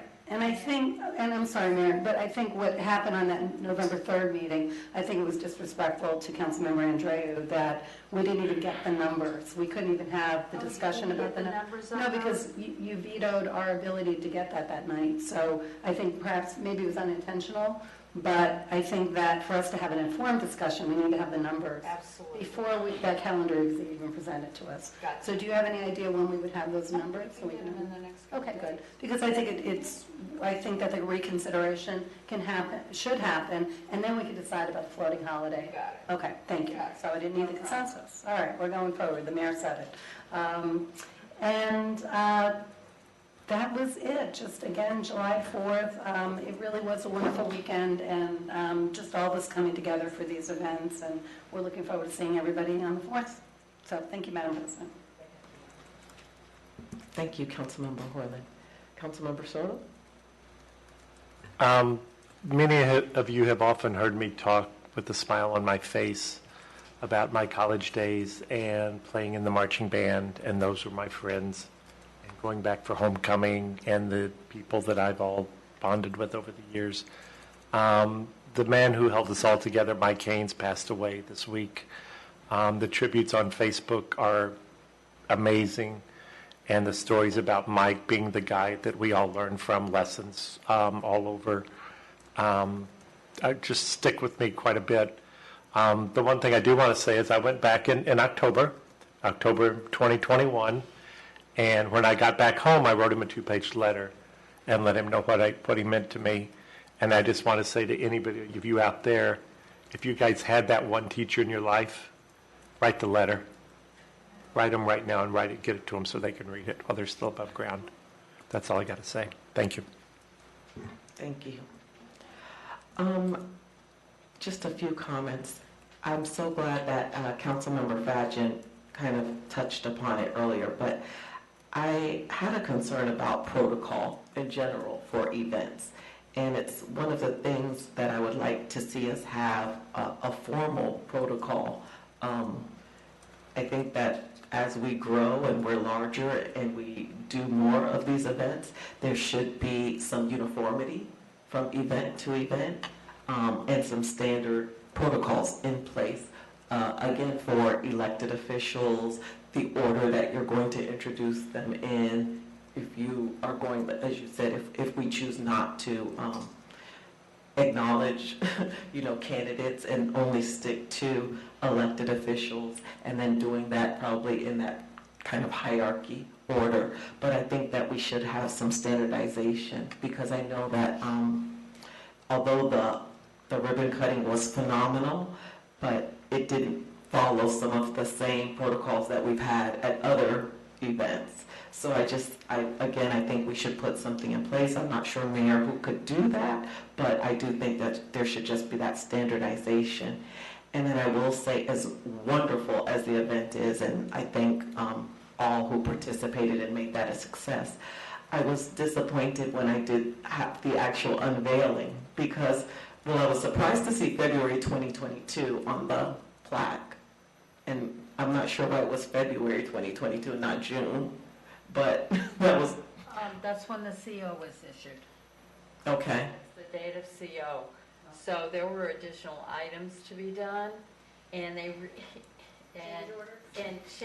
couple of change orders, but Chief Todd really wanted it totally spiffed up, and then we were working on the additional parking in the back. Okay, just because it read dedication, Yes. but then said February, and it seemed to me that we were dedicating it that day in June.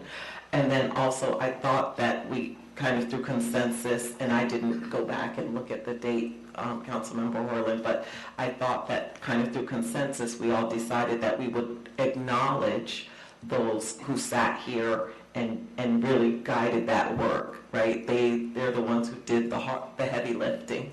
I feel like we're reaping the benefits of that, but they did the heavy lifting to get that bond passed, and I thought we were acknowledging them in some way with the signage. I thought that's what we had agreed upon. Was that not what took place? That is not what has been done and historically through the city.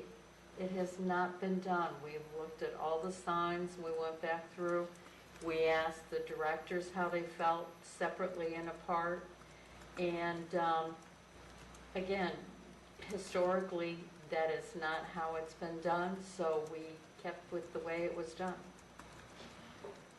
But we did have that discussion, and we even referred back to But it wasn't, looking at some of the signage. I Right. believe it was at where we just were for the HOA meeting, Park East, Jim Ward. Thank you. I believe it was Councilmember Fadgen who had pointed it out, and I went and looked at Jim Ward, and we thought we would do something similar to that. It wasn't on Jim Board. no, it wasn't. I think it was on the fire memorial. Okay, I'm sorry, I stand corrected, the fire memorial. Okay.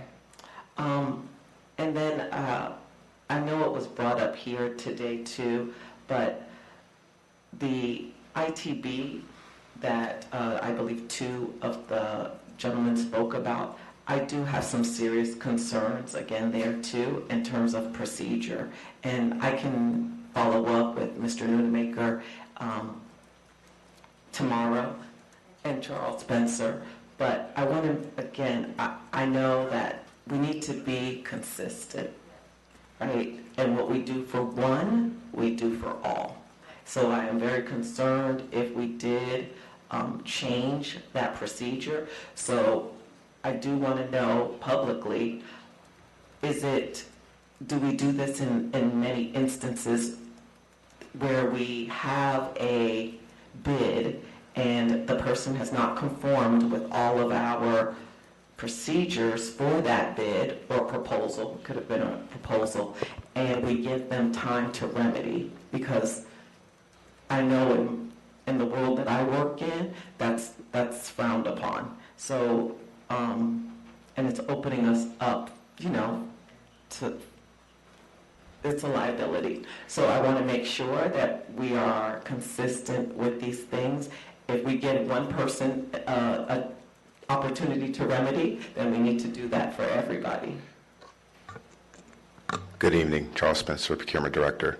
So there has always been opportunity for bidders, firms to remedy situations depending on the type of solicitation that we are involved in. There's always been that concept.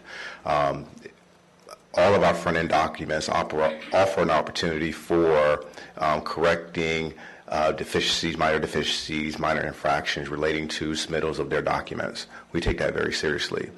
The important part to think about here with this particular procurement, with this particular solicitation, let me restate that. This was not a procurement as defined by our city code. It resides in a completely different section of our code of ordinances, which has specific other guidelines that do not accompany it with when it comes to appeal processes, protests, other measures that we would normally take in procurements of services, construction, public works projects, bridges, and other things.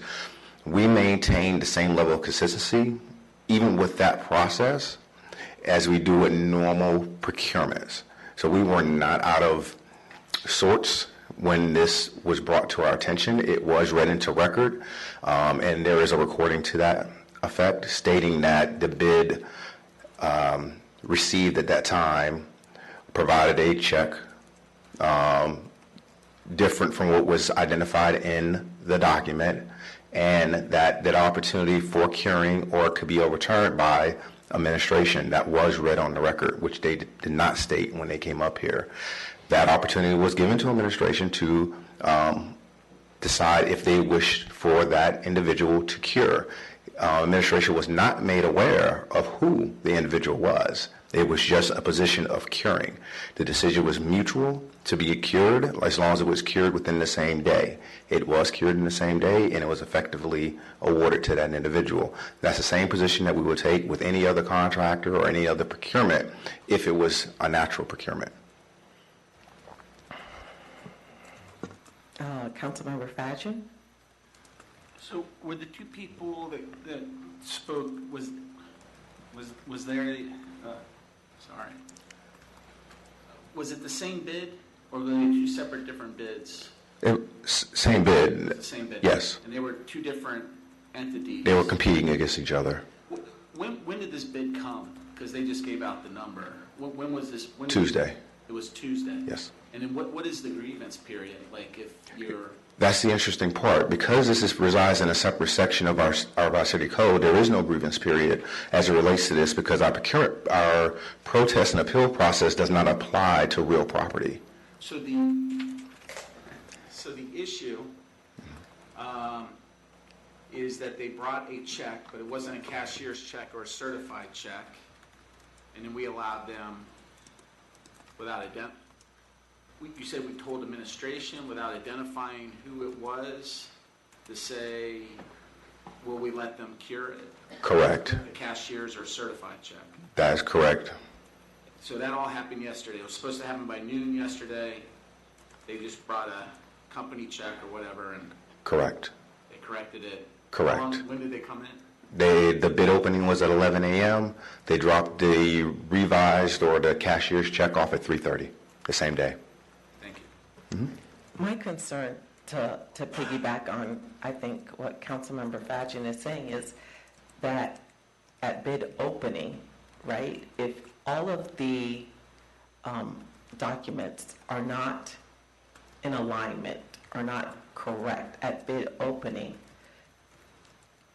in my experience, then they would be deemed non-responsive. If somebody does not meet all the requirements at bid opening, they're considered non-responsive.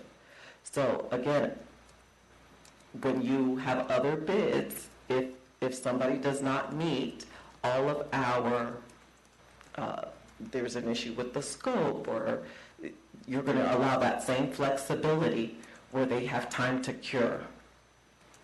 I just think it opens us up to, we were having a question before about being, I think it's just very subjective, and I don't feel comfortable with that. It should be very black and white. It shouldn't be subjective, and I think it opens us up to possible liability.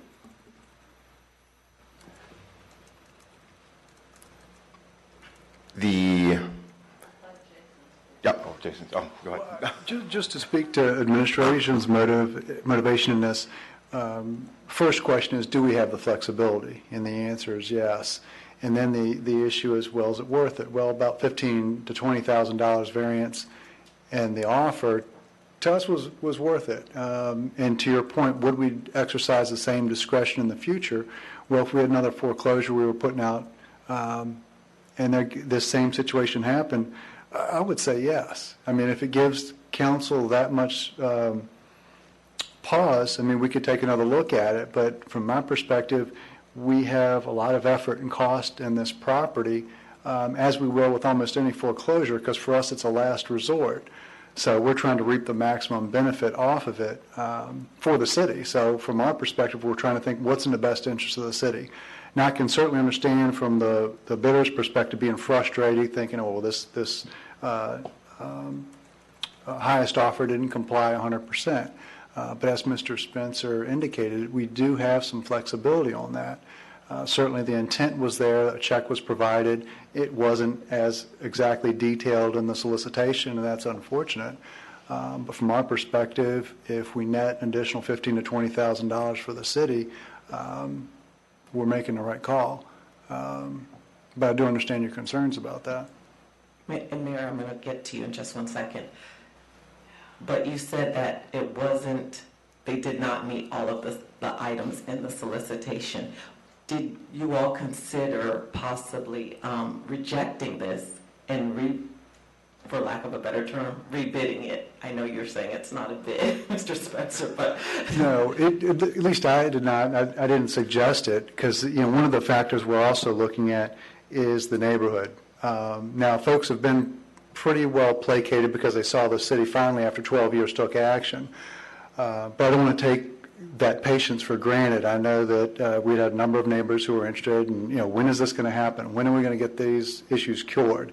Public Works has been on the site. They've cleaned it up to an extent, but it's still an eyesore. So, we would like to get this wrapped up as soon as possible because once we do sell this property, there are going to be triggers in that agreement. We want to see progress moving forward. Okay, Mayor? I just sort of wanted to address the curability issue. This has been a topic that we have discussed since the day I walked in here. The county does allow a cure period for submittals, not all, but within the guidelines. And I've said all along, I hate, it's a weird example. So Plantation Ford had submitted, and they had some of their paperwork wasn't completely filled out, and we had to claim that they were non-responsive. And we discussed at length that this wasn't what I would call a constructive default. And Mr. Hooley was not very happy because his regular person was not there, somebody else had filled it in. So it's like everything is there, every signature is there. It was mostly, as I recall, notary issues, was it not? There was a few issues with that. They didn't certify their bid.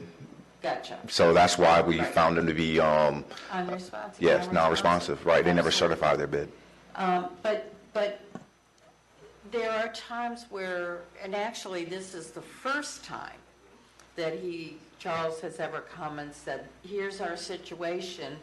You are allowed within our code to make this call. And initially, the gentleman said he'd be back within an hour. Well, he banks on the east side of town. He got stuck in this and that and everything.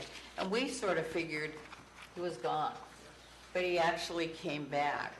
So where does that leave us now? Because I don't really know. Does it leave it in council's hand? Because eventually we have to bring it to them for approval. Well, no. Mr. Esser, tell us. I don't think it has to come back to council. We have authority to list it and sell it and proceed to close it. Okay. So the approval has already occurred at the council level to go out to bid and to close the transaction based upon the contract that comes in. All right. So, but let me get a feel here for how you feel about a cure period.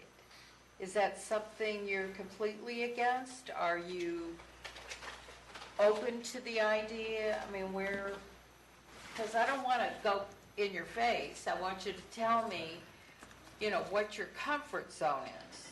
Right. It wouldn't have been an issue if there wasn't someone who was what we would consider in a normal bid wanting to file a protest, if you will, or an appeal, right? And this one is very unusual.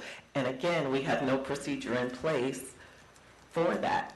So what are they to do then if they feel like they would want to protest or appeal? We don't have a procedure for that. That's why in this instance, I recommend rejecting the whole thing and going back out.